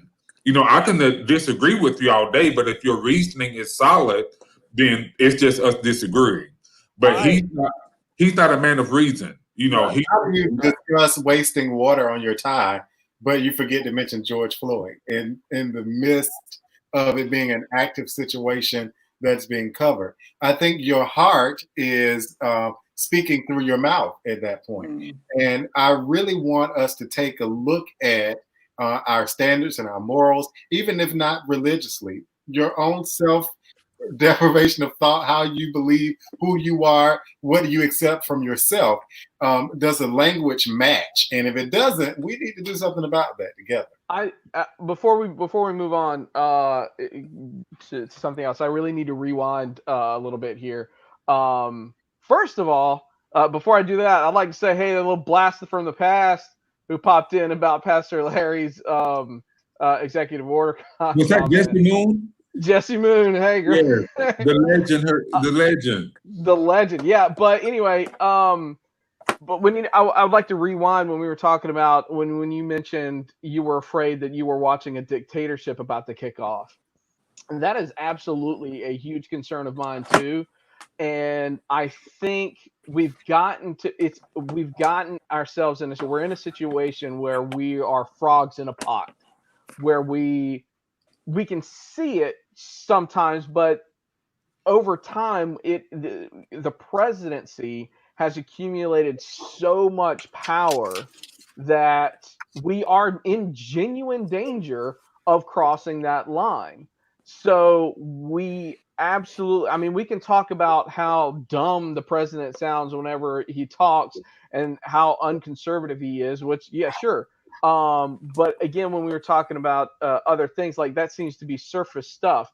See, as far as I'm concerned, the president, whoever he is, can run his mouth all he wants to, and it be a rhetorical thing, and we're just like, we can take it or leave it. It's like, oh, that's just the president mouthing off. Who cares? Because he doesn't have that kind of power. And the president was never meant to have the level of power that he has now. And that, when Brian talks about getting to core issues and fundamental issues, that is a fundamental issue that we have to address. Getting the power out of the presidency. And quite frankly, the only way you can do it is electing people who are willing to take the power out of the hands of the powerful. And that's just not Trump, and it's not Biden. It just isn't. You think Congress can do that?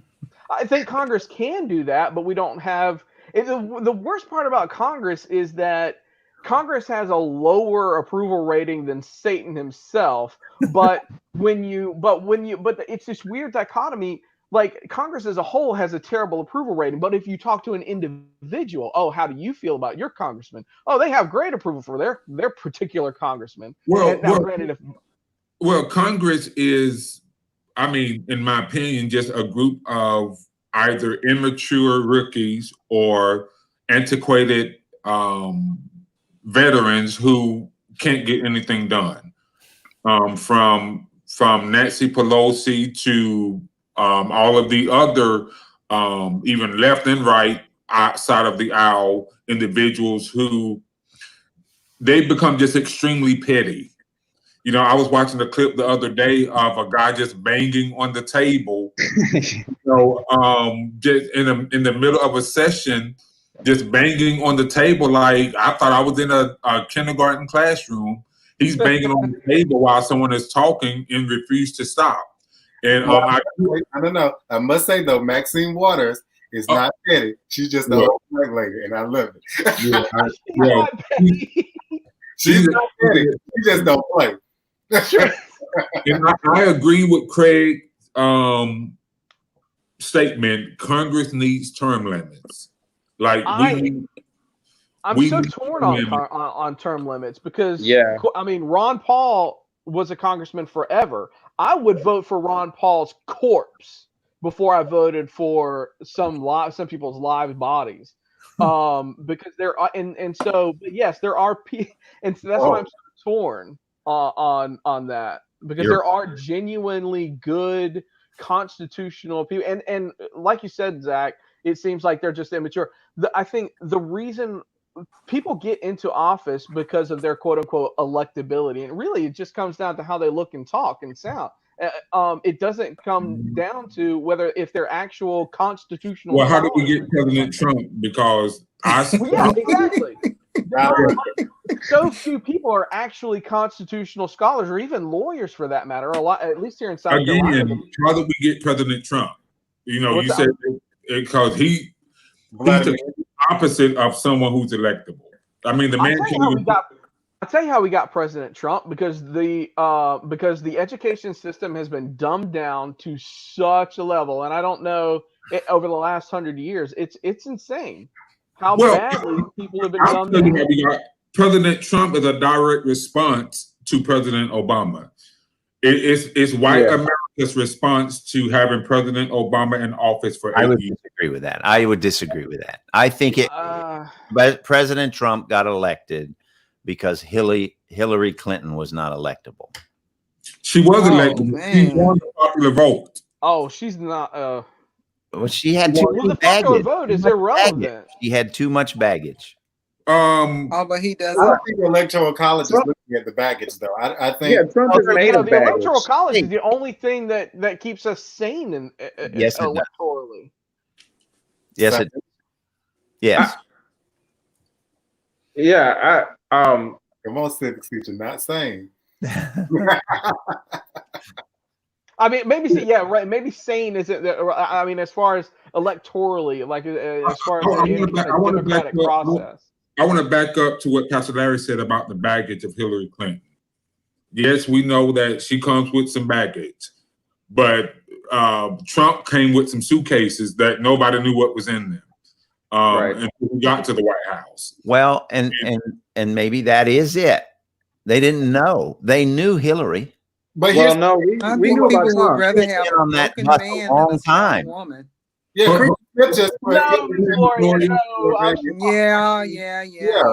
doesn't have any more bags that Trump doesn't have. And plus, when it comes to evangelical perspective, I would think, her husband's business was out there for all of us to see. She stuck with her marriage. That should have given her at least 10 points. Right. No, I gotta take you to Miss Gloria. I just said I believe that people would rather have a broken man than a strong woman. And that's why she didn't get elected. It had nothing to do. Sure, there was a lot of noise about her baggage, but who comes to politics without baggage? Who? President Obama. I don't think. He did. Okay, that's true. He did. But most people who run for office, especially that office, I mean, they got egos, they got all kinds of stuff to deal with that they bring with them. Right? Well, you say broken man, but he didn't. The thing is, his image was not one of a broken man. What? Like you're talking about Trump? Yeah. Actually, if you look at his behavior from a mental health perspective, it is definitely he's a broken right. What I'm saying is the perception of his electorate was not one of a broken man. Now, you may have a lot of good points there, and that's fine. I don't want to get too much in the weeds on something like that, but yeah, it really, again, it boils down a lot to perception. which is a problem in politics. But Joe, I agree with you on just that point, because I'll say that That's the point that I was getting to. right.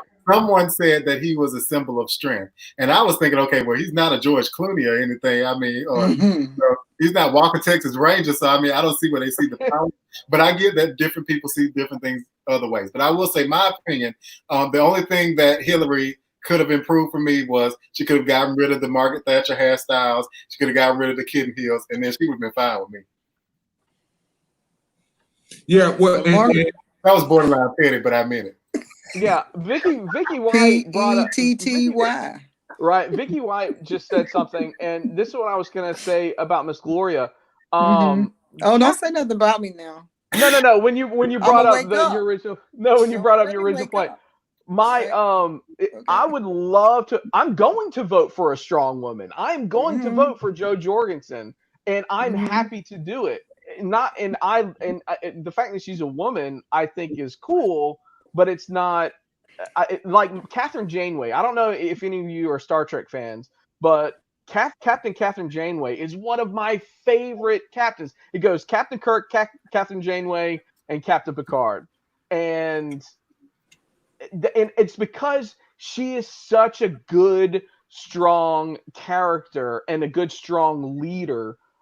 I don't even see her as a woman captain. I see her as a great captain. Her gender. Why can't she be proposed as a vice presidential candidate? I mean, at this point, I'm all for libertarian candidates running.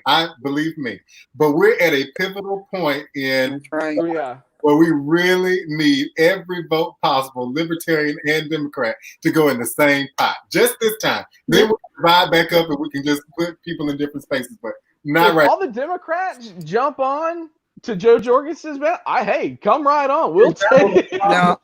That's not happening. We need a little bit of status quo. Here's what happens. And I'm going to piggyback on what Miss Gloria was saying, because okay, and I know this is going to ruffle some feathers, and I'm not real worried about that because I am also a strong woman, and I don't care. So here's the thing. You can either be gorgeous and get votes. You can be strong and gorgeous and get votes. Or you can be strong and not gorgeous and not get votes. And here's the thing, the reason why that happens and the reason why that makes people electable is because when you're looking at it from a psychological standpoint, from a feminist standpoint, which I know as soon as I say feminist, I'm going to lose a whole bunch of people on the right who are like, oh, it's a cancer. Well, it's not a cancer. It's probably a Leo. That's my take on that. But the idea there is that you have to look beyond tropes and you have to look beyond your preconceptions. And it's much easier for an old raggedy man with a littered past of being on nasty radio programs and saying that he's going to grab people by their body parts. He's going to be electable because men get to behave that way. Well, now, one of the things that I posit though about that is women, rather than, and people want to say, well, feminism just wants women to act like men. No, it doesn't. We want men to do better. We want men to come up to our level. We don't want to go down to theirs. And so, I mean, there are women who are outliers in that. And of course that's going to happen. But let me just say this, that Hillary Clinton, had she been a man, would have been elected 100%. Absolutely. No questions asked. If she had been male, she could have gotten away with some of the stuff that I didn't vote for her because of. I mean, that's just facts. And it disgusted me that she did it, but it disgusted me that Trump did that. And I voted for a guy that didn't know what Aleppo was because it's the only person on the ballot. I thought about writing him my dad's name, but whatever. And so it's ridiculous that we still live in a culture that's that way. Now, Ms. White just made a comment about Condoleezza Rice. Hands down, I would have voted for Condoleezza Rice. I think I see Dr. Reese. I think would have been a strong candidate, a very disciplined leader. I think that, and anybody who knows me know that Dr. Rice is one of my people. like that I really admire and look up to. And I think she would have been great. So and me personally, I don't necessarily go into an election cycle blinded by Democrat or Republican. I look at their issues, their policies, and, base my decisions on that, because I'm not just going to vote for a Democrat because I'm blindly loyal. Yeah. And I'm not going to vote for a Republican because I am, just blind. So. I want to make a comment on that too, Zach, if that's okay. Yeah. Can we just go back for a second? I want to unpack something that briefly came up and was said, and then kind of someone in chat said something, and then we kind of got, onto this next part of this discussion. But with Trump and how he even got elected in the first place, we had a comment that said, this ceases to be a conversation when these inflammatory statements are being made and specific to President Trump and Republicans. Once the group allows that in the dialogue, is no longer a conversation, et cetera. We can read it on the screen now. And I wanted to just take a step back from Trump's policy for a second and say, when he was on stage, what policy did he have? His policy was Mexico was going to pay for a wall. Anyone with a quarter of a brain knew that was not going to happen. And so, I mean, it literally feels like, to me, the things that he said, the things that have come out of his mouth, calling COVID-19 the Kung flu, actively being prosecuted and convicted through things that his hotel chain did in the 80s. Blatant racism. This is not subjective. It is objectively on paper conviction, examples of blatant racism. Don't forget his dad and their housing thing. Oh yeah, and not even and I think it could be. I do think that's part of the conversation for sure. But I mean, if we go break apart Trump's family tree, we'll be here all night for sure. Well, and I want to go ahead and address Ms. Bailey. Point blank, we're not ragging on President Trump. We're not insulting President Trump. We're simply speaking of, his policies, and that comes with the leadership of being president of the United States, and we reserve that right. We're not, as we prefaced earlier, we don't agree on everything, but everything that we're doing is not in a mean-spirited way. And sometimes humor is used to make our points and to engage and educate people. So we make no apologies for what you would consider inflammatory statements. However, I would ask you to sort of open up your mind a little bit and realize that this particular group is not going to be one that is always on the same page with each other and with our viewers. But we're not taking pot shots either. And nobody's really tiptoeing. Right. And nobody's tiptoeing around the issue. Yeah. So can I say something real quick like here? Yes, sir. After George Floyd's death, I was downtown at a march and had a prayer rally is what it was. And it was a beautiful time, and it was a wonderful time, and it was a great sermon, preach. We prayed, we did a lot of things, and it was just beautiful. And the only disappointment I had is kind of where we've moved to right here in this conversation. Is everybody on the stage for about 30 minutes gave the illusion that voting was going to cure America. No, well, I'm going to tell you right now. Who's in the White House, who's in the Congress, and who's in the Senate is not going to cure the issues of America. It's going to happen on a local level, on an individual level. And if you're waiting for the president to heal our land, you're looking in the wrong direction, and you're looking to a place that's just going to breed more contempt in your heart for government. And Pastor Larry, I would say I 100% agree that voting itself is not going to cure this country, because this country is very sick. Not vote. I'm just saying. I'm not saying don't vote. No. Well, I should clarify that voting in and of itself is not the end all be all it's not the ultimate solution. It's not the crux of the solution. However, I do want to comment quickly on what you said about our leader. Our leader sometimes can bring the people together, but I think more certainly, our leader, our president, can almost certainly divide the country. And I feel like he has actively chosen to do that, policy aside. And I guess it's fair to say that some people like Trump for this ability for him to just, go on Twitter rants. Okay, and now in 2020, we fully expect our presidents to use Twitter as an official platform. And so we're living in a time where people are in no way bothered that our president has called for violence on our own citizens on a social media platform. I cannot get over how mind-boggling that is. And it's constantly just breezed over and kind of say, oh, well, let's not look at that. Let's look at the policy. Let's just look at his policy. I don't trust anybody's policy if their rational day-to-day activity includes 400, tweets at 3 a.m., most of which are misspelled and factually incorrect. And it's very hard for me to trust a president, any president, Republican, Democrat, anybody, for that matter. So that's just something I wanted to definitely bring up. And I do agree, voting is part of the solution, but not the whole solution. So I want to shift the conversation again, because we have some people asking questions about mental health. And so we want to sort of change up and go into that particular line of conversation. And Amberly asks, social media and mental health, let's do this. So I'm not sure what she means. Yeah. So Miss Gloria, how do you correlate mental health issues in social media? Is there a correlation between those two? And if so, what are they?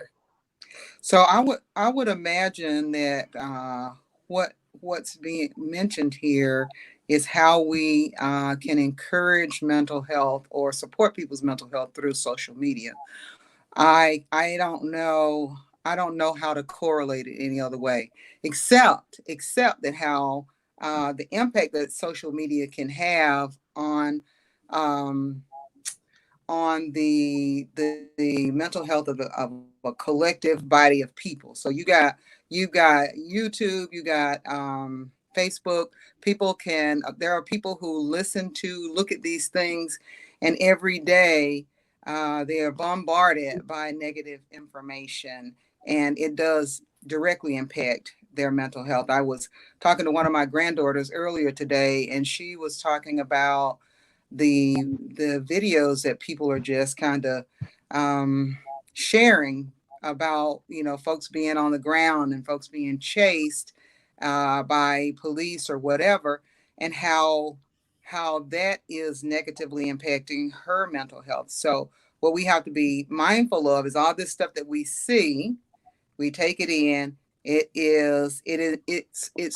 impacts our mental health, and it's vicarious traumatization. Okay. So when we talk about mental health, and I want to get you and Pastor Larry to sort of break this down for us. When we talk about mental health versus what the Christian faith calls being demonically influenced, what is the correlation, or what is the contrast as it relates to someone that you would consider, Pastor Larry, to be demon possessed, or someone who is dealing with a mental health crisis? For instance, I've heard people refer to the suicide mental illness as a spirit of suicide, which leads me to believe that they think that it is a spirit that is leading them to kill themselves. So how do we break that down so that our mental health enthusiasts can understand, and those who are Christian can sort of understand that it's a real issue, be it spiritual or be it a mental health issue? Okay, so in the Christian faith and in the scripture, there is this good versus evil, this spiritual world, devils on the other.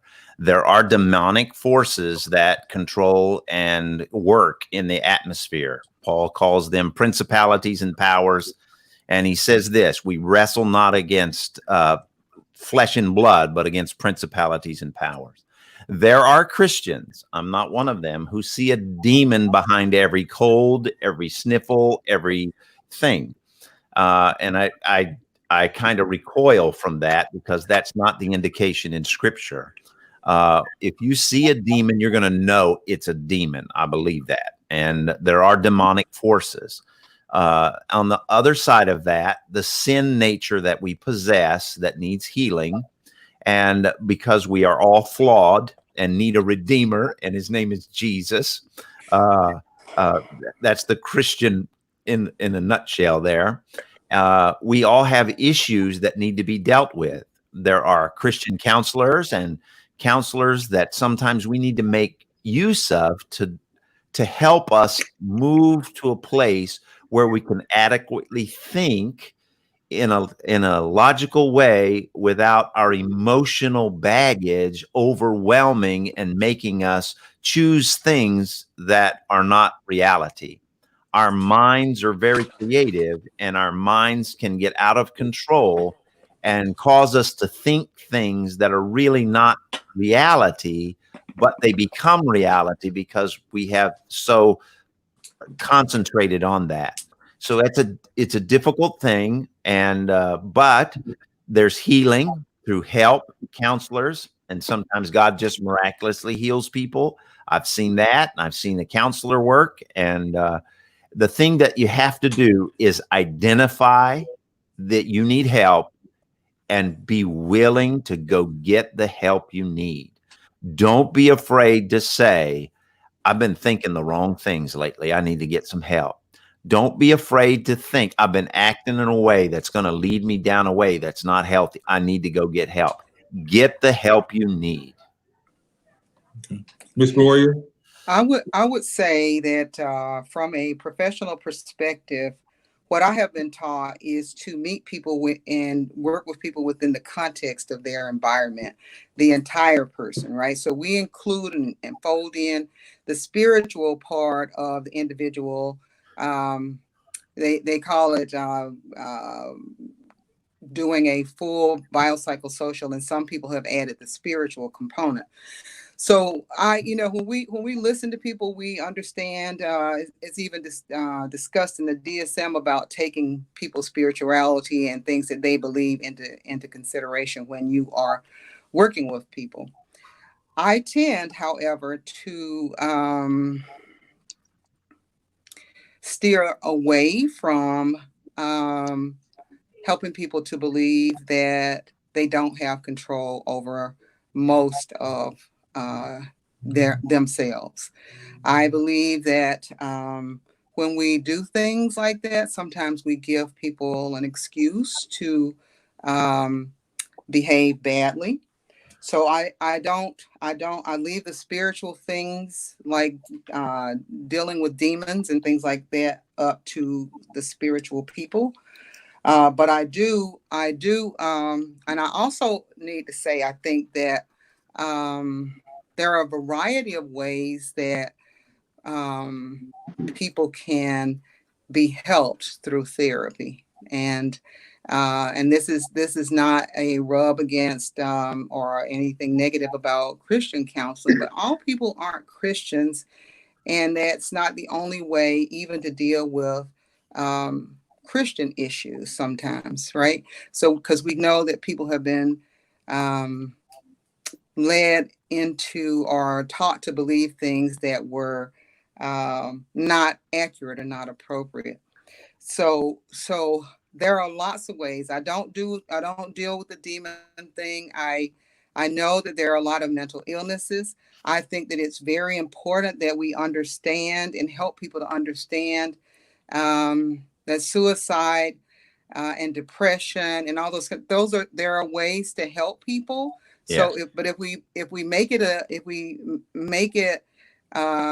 help people to understand or believe that it's something they have no control over, then we what we're doing is taking away their hope, and so therefore we're saying, okay, there's nothing we can do for you because this demon has possession, right? Or whatever. But I like the idea of giving people hope that there is the possibility of change. There is there is an avenue, a road to mental health, not just one that you have no control over. You're on that road and you're gonna burn. Since I'm back on the screen, I would like to address Amberly's point. I think social media, this is a two-sided coin here. I think social media as a tool is an incredibly manipulative tool. And so that cuts both ways. You can, so because of that, you can be you can be influenced by the things you agree with, by the things you don't, by the things you don't agree with. Like you said, there, there's trauma that you can't, but that you can get through social media, and I would very much agree with that. But at the same time, there's another side of the coin, is that you can be influenced because you have so many choices in social media. You can be influenced through different things. Now, I personally think Facebook is a cesspool. It's too late for me. I'm in it. I'm dirty. I'm disgusting. I can't. I can't get out of it. And you But That's the thing, bro. You would die. So would I. right. But yeah, exactly. But it can cut both ways as far as the manipulation goes. So people can be manipulated to be completely neurotic about the world around them and how bad it is, or they can go into what I can't stand, or people like the echo chambers. Now, you feel better when you're talking to people who are of the same, so I guess sort of belief system, I guess, for lack of a better term, and you can feel really good about yourself, but at the same time, it's an echo chamber. You're not necessarily getting part of the another perspective that can help give you a more objective sense of your belief system. I have to also, on a side note, agree with Pastor Larry. Of course, as a Christian, I think that there is a spiritual element to it, because as we're being manipulated through these things, there are spiritual forces at work, and they harp on the weakness of our weaknesses, and that's where they get us. So, and there are different levels of activity. There's demonic oppression, then there's full-on demonic possession, and there are, and I know you addressed it, Ms. Gloria, but there still is. I didn't object. I'm just saying I don't deal with demons. No, I said address it. You addressed it, not objected. I'm sorry. Okay. Yeah, sorry. Here, let me talk right in the mic. But there is hope in those situations, because hope does come in the form of exorcism. I listen to several Catholic podcasters, and he talks. There's one in particular, he talks a lot about it. And there is hope in that area as well. But yeah, I mean, yeah. But but social media is awful.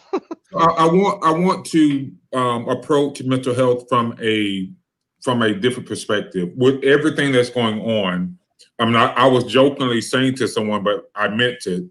The entire country is going to need counseling by the time all of this goes. Everybody already needs counseling. I would argue every human being should see a counselor.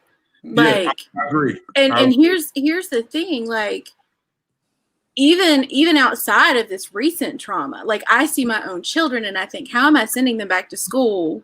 They have one guidance counselor that's licensed to treat them. Like, this is something that the teachers need to be trained in, how to talk to the kids, because they're coming back from something traumatic and it's too much for the teachers even. No. And I'm with you. I hear you. I'm going to tell you why I disagree. First, the guidance counselors, particularly in high schools, their job is to do scheduling. That's right. Oh, yeah, I know. They don't even have time to do either that or to report things. And we cannot load the teachers up with anything else. No.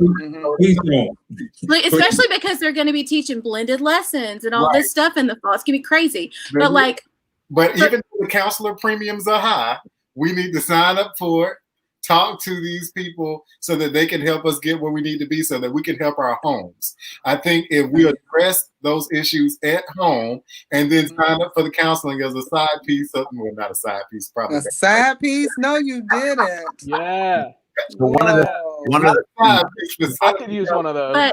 But what I wanted to touch on though is you've got a lot of people like, you know, when you're talking about the religious element connecting with the counseling element. So religious elements involved in mental illness, at least in my experience, leads to emotional trauma and shame. Because I was raised that, and I don't mean all the time. My dad's a Pentecostal pastor. I was raised to believe that if you have a mental illness, it's a demon. You know how to cast it out. And I'm just saying that didn't work, and I didn't get better or begin to get better or begin to get healing until I found medication, counseling, treatment. And in all honesty, like I haven't darkened the doors of a church regularly as a member in probably 2 years now. I'm more mentally healthy not being around those people than I was being there because of the shame that gets put on it and a lot of the times. And I want to unpack mental health as it relates to our society. Well, and that's what I'm getting to when you talk about that. So like that's the background there. But when you're talking about kids who are going to be in homes where it might be we don't believe in mental health issues. It might be we over believe in it and want to treat things that don't exist. It might be we all have to survive. So we're all working. We're ships passing in the night, and the kids are playing video games because they can't be watched because they're having to work so hard. And there's all different levels of this this trauma. And I do worry about the adults because of the amount of stuff that's on us. But like where my true concern lies is for these kids, because I know what it's like to grow up in a situation where well-meaning people who are doing the best they can are doing everything they can, and there's still no help. That's why it's really important for us to vote and be aware of what's going on in our political system, because without good policy, we can't have good services for the people in our community. So Brian talked about what the counselors have to do. They need counselors, more than one counselor. Absolutely. In every school. We shouldn't be sitting, but there's no money for it because mental health hasn't been important enough. But I'm telling you, it's going to become a really major issue because people are traumatized right now. Mm-hmm. One of the things that's very beneficial is you and everybody has to learn how to unplug. Definitely. That's why God did the Sabbath. To take a day of rest. And it would be very healthy for us individually to make sure we unplug from the media, unplug from social media, unplug from stuff so you can get your bearings back, so you can recreate an equilibrium to get your balance to keep walking. But that's a complex thing too when you have two jobs that don't give you a day off when you put them back to back, because there's really specific ways to unplug that you can do, but you have to be trained how to do them. You know what I'm saying when I say that? I fully agree with you, but we have to have people to Jennifer, and I completely agree with Pastor Larry on that. I believe. So I didn't mean to step on you. Oh no, you're fine. I believe in balance. I believe in, saying no to people for an engagement or something just because I don't feel like doing it. And it's the small things, believe it or not, just taking 30 minutes out of your day to sit and do absolutely nothing. No matter what is going on, it can be chaos all around you. Take 30 minutes, 15 minutes, 5 minutes, sit there and do absolutely nothing. I think that's a good opportunity for the church to step in and offer some of those suggestions and opportunities too, because I know that the church cares about the whole person as well. And I think that would be an amazing chance to maybe heal some of that damage that I mentioned earlier that can happen with the religion as well. I think that's a great opportunity. Yeah. And so I do have more questions about mental health. I real quick, I hate to pander, but I have no choice but to. Jesse brought up a guy named Elijah McClain, and our question is how we perceive the mentally ill, specifically how they were policed. I assume she's talking about how I'm actually about to go there, Joe. That's actually what I'm about to address. and how police interact with the mentally ill, and that is a huge problem, because from my perspective, it just seems like the police are trained to see us as enemies on the battlefield rather than fellow citizens, to be served and protected as they're sworn to. And the mentally ill, and I don't know who Elijah McClain is, but I do know the case of Kelly Thomas in Fullerton, California. He was a schizophrenic individual, and the police just don't know, because it's such. And the way I describe the police that way is because it's such a power dynamic where the police have to constantly assume that level of power. That I don't really think they're trained to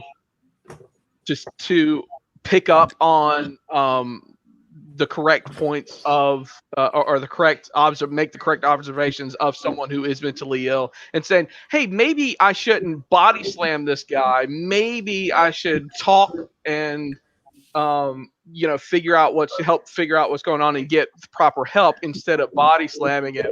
And you shouldn't body slam anybody. That's not the point.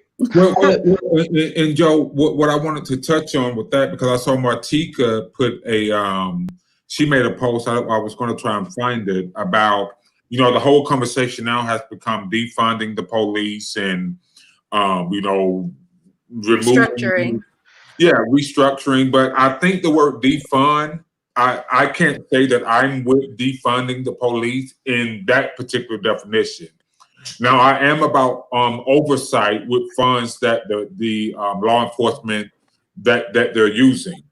I am about reallocating those funds towards more mental health avenues. We should hire more mental health professionals as law enforcement officers. Well, I think they should get some mental health training while they're in the academy. They get it. They do. I think they do. They do. Do they? But I'm saying they don't get enough training in general. Yeah, we don't expect a college degree. We just throw them in a 6-week course and give them a gun.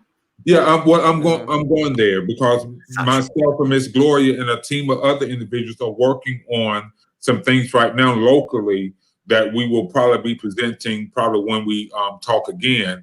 But mental health, I can assure you, and I don't have data for this, but I'm almost certain, having mental health background, that most of the individuals who have been killed by law enforcement had some type of unforeseen mental health issue, whereas a person with mental health training and not necessarily military training would have noticed. And because even officers need mental health training on anger management and things of that nature, on how to de-escalate situations. So when we talk about defunding police, I'm not in agreement with defunding the police department, but I am in agreement with restructuring and have a mental health person on staff and having things in place that speaks to mental health. But that really is the meaning of defunding.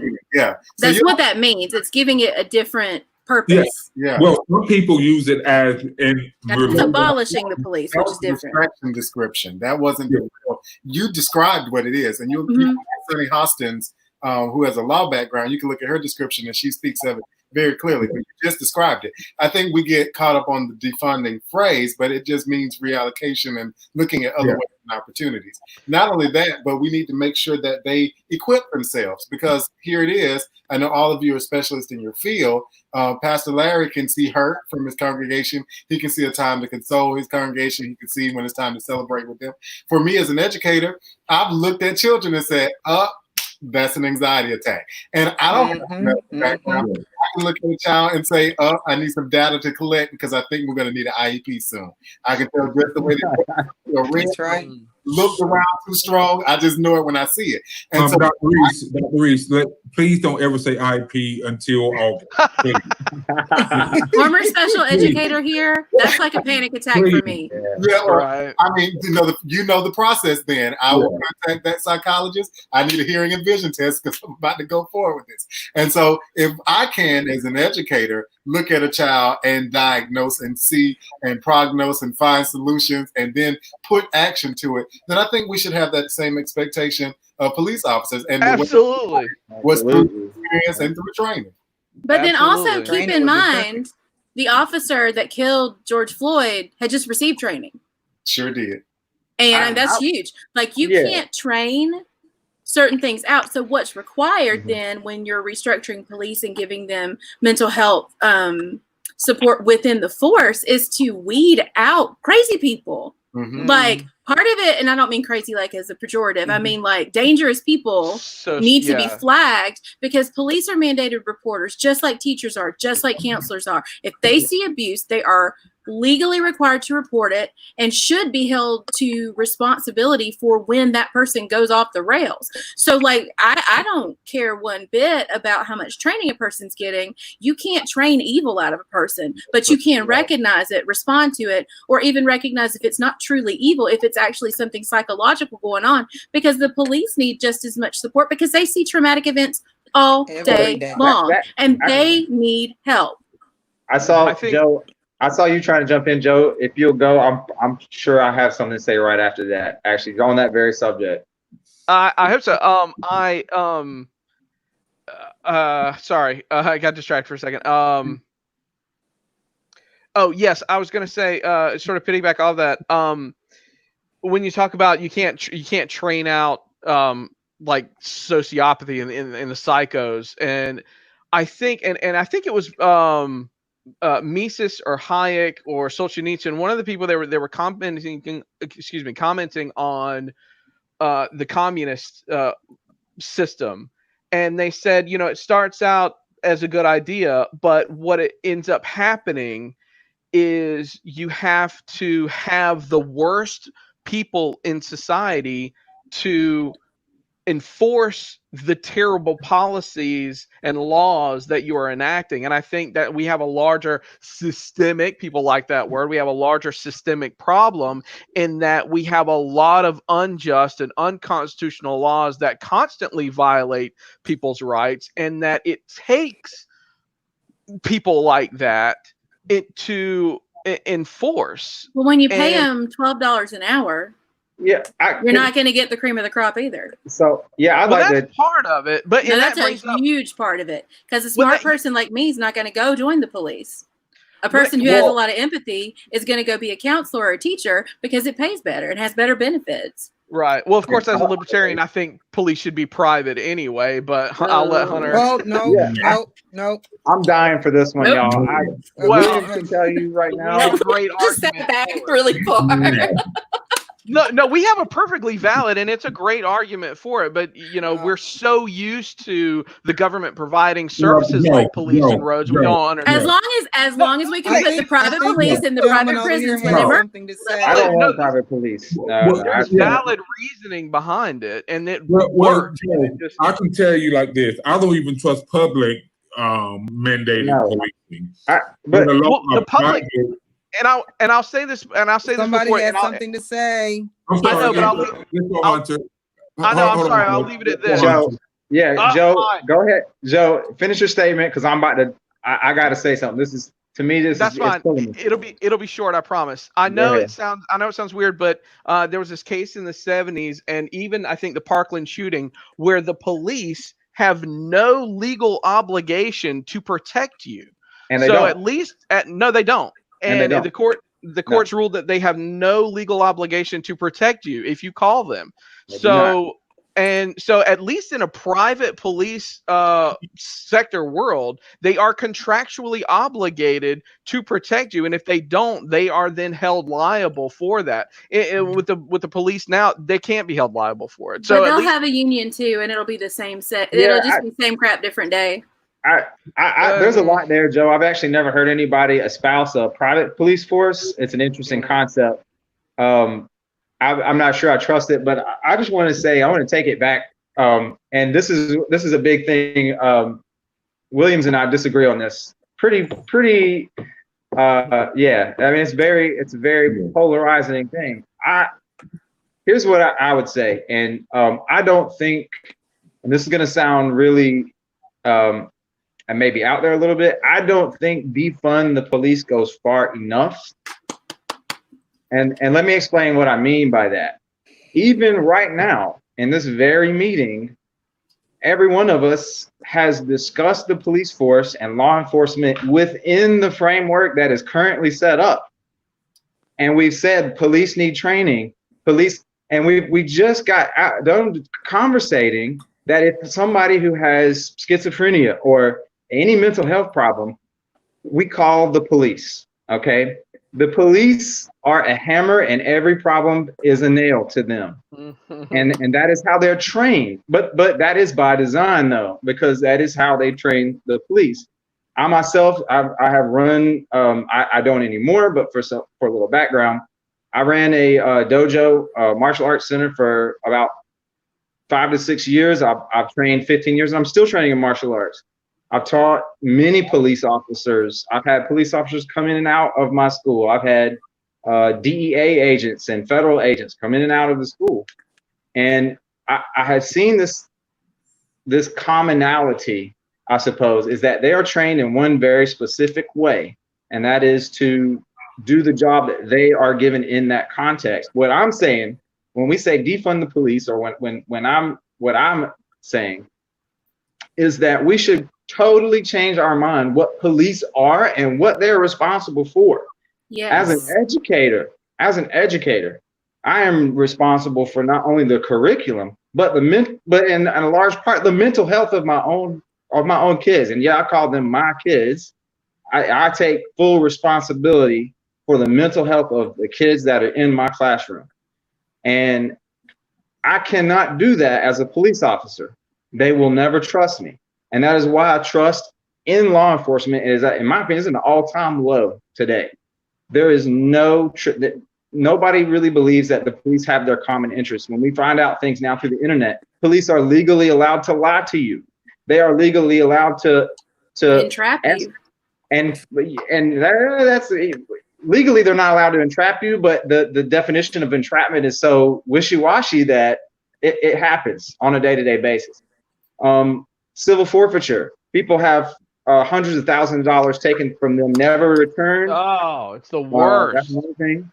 And For no reason. For no reason. But we're all entrusting the discretion of somebody who may have made the very post that we know police officers are making today, that they made about what was his name? Sean?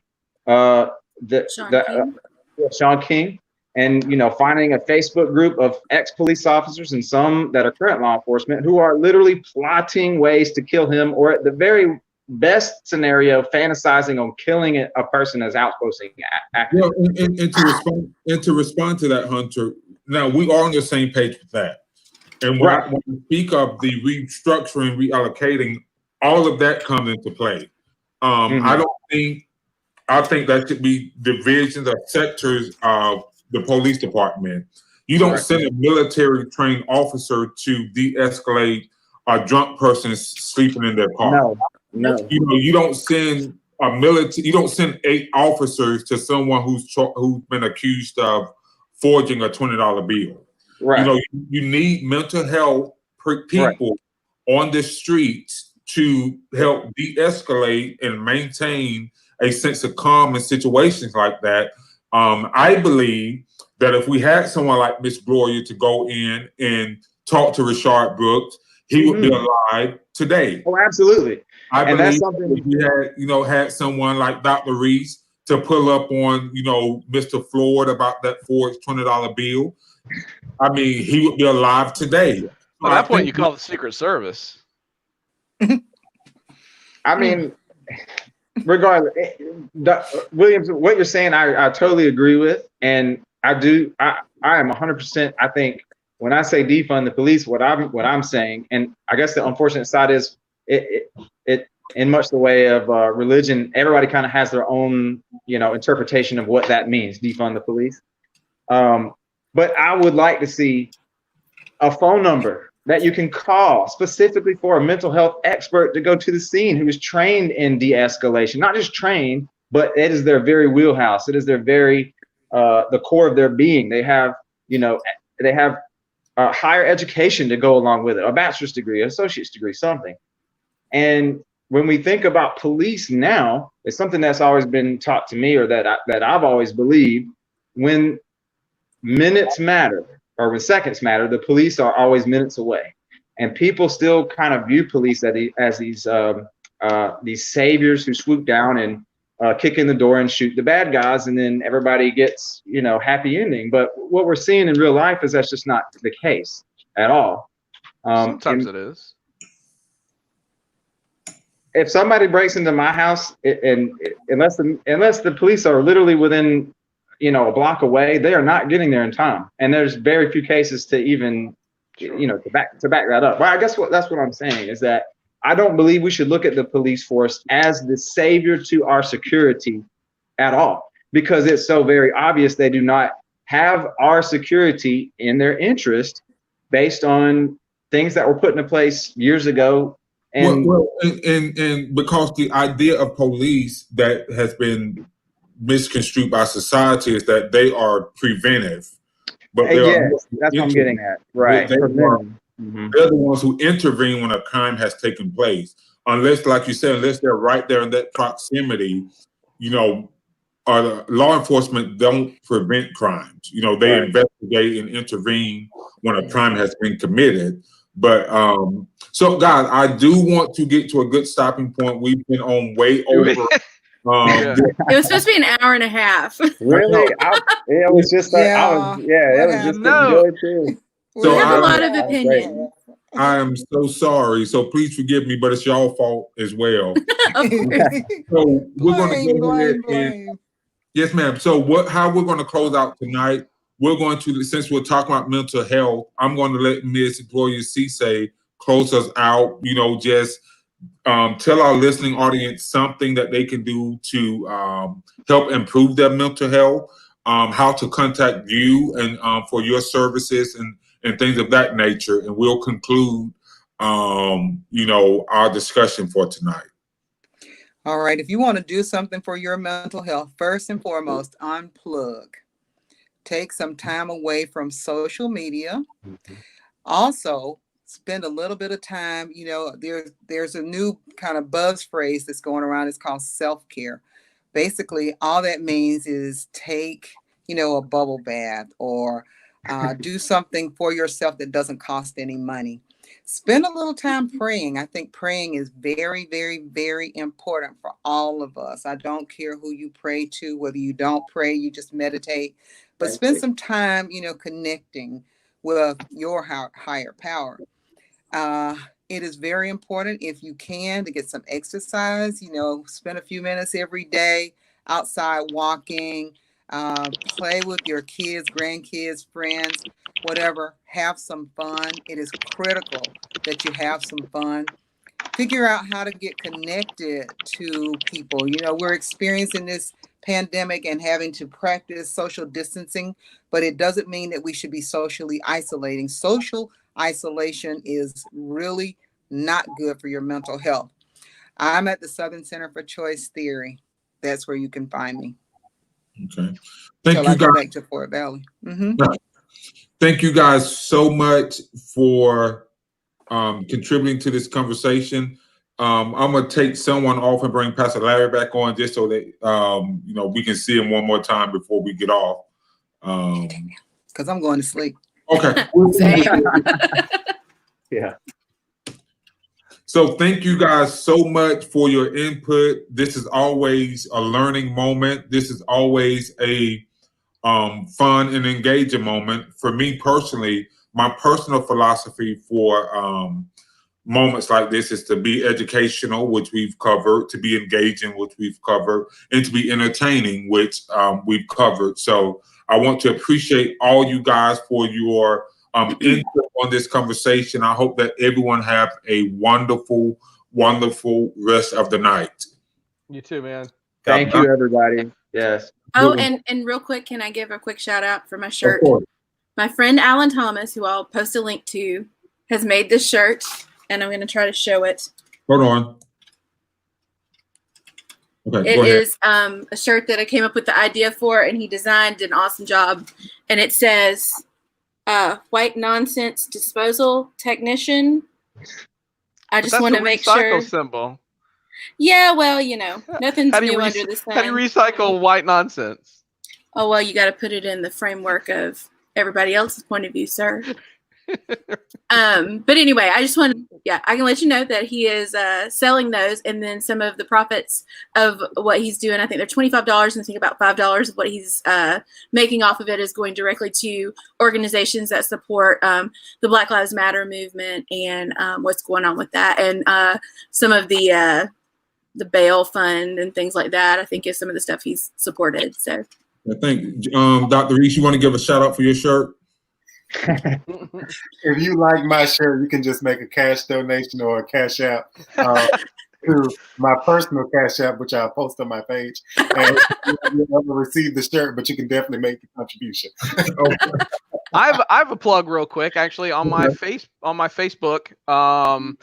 They popped up, some fundraisers that they're, causes that they're willing to contribute if I just set up a fundraiser. So I set up this fundraiser for the Innocence Project on my Facebook. I invited several of you to contribute. Feel free to come on my page if you're just seeing this and contribute. The Innocence Project, I think, is a transcendent project. It helps one and all to find the justice that has failed them through the system that was supposed to protect them. And so, jump on. I will add, though, one person that I like for those of you who are seeking more information in the self-care and mental health discussion. One of my closest friends, Bryant Denard Collier, has a very similar platform where they're weekly discussing the issues that people are facing and solutions. And often they're scripted with licensed professional counselors and psychologists. So you also check them out. I think you'll enjoy listening to some of this. So can you post his information in the comments, Pastor Larry? We definitely want to get you involved and have you post your church information in the comments as well for people in that area. And hopefully this panel will be down that way soon to do some things with you. Yeah, I hope so. That's going to be a great night if we can work it out in the details. Yes, sir. So thank you guys so much. I do have one plug. I do want to, before August, and I have more information about this, I want to at least give a $1,000 scholarship from Conversations We Need to Have to deserving individual. Doesn't matter their race, doesn't matter their gender. There's someone who we all come together and we decide, who would this money go to. So I definitely want to do that. So thank you guys again so much for everything. So we're ending now. Bye. Bless you.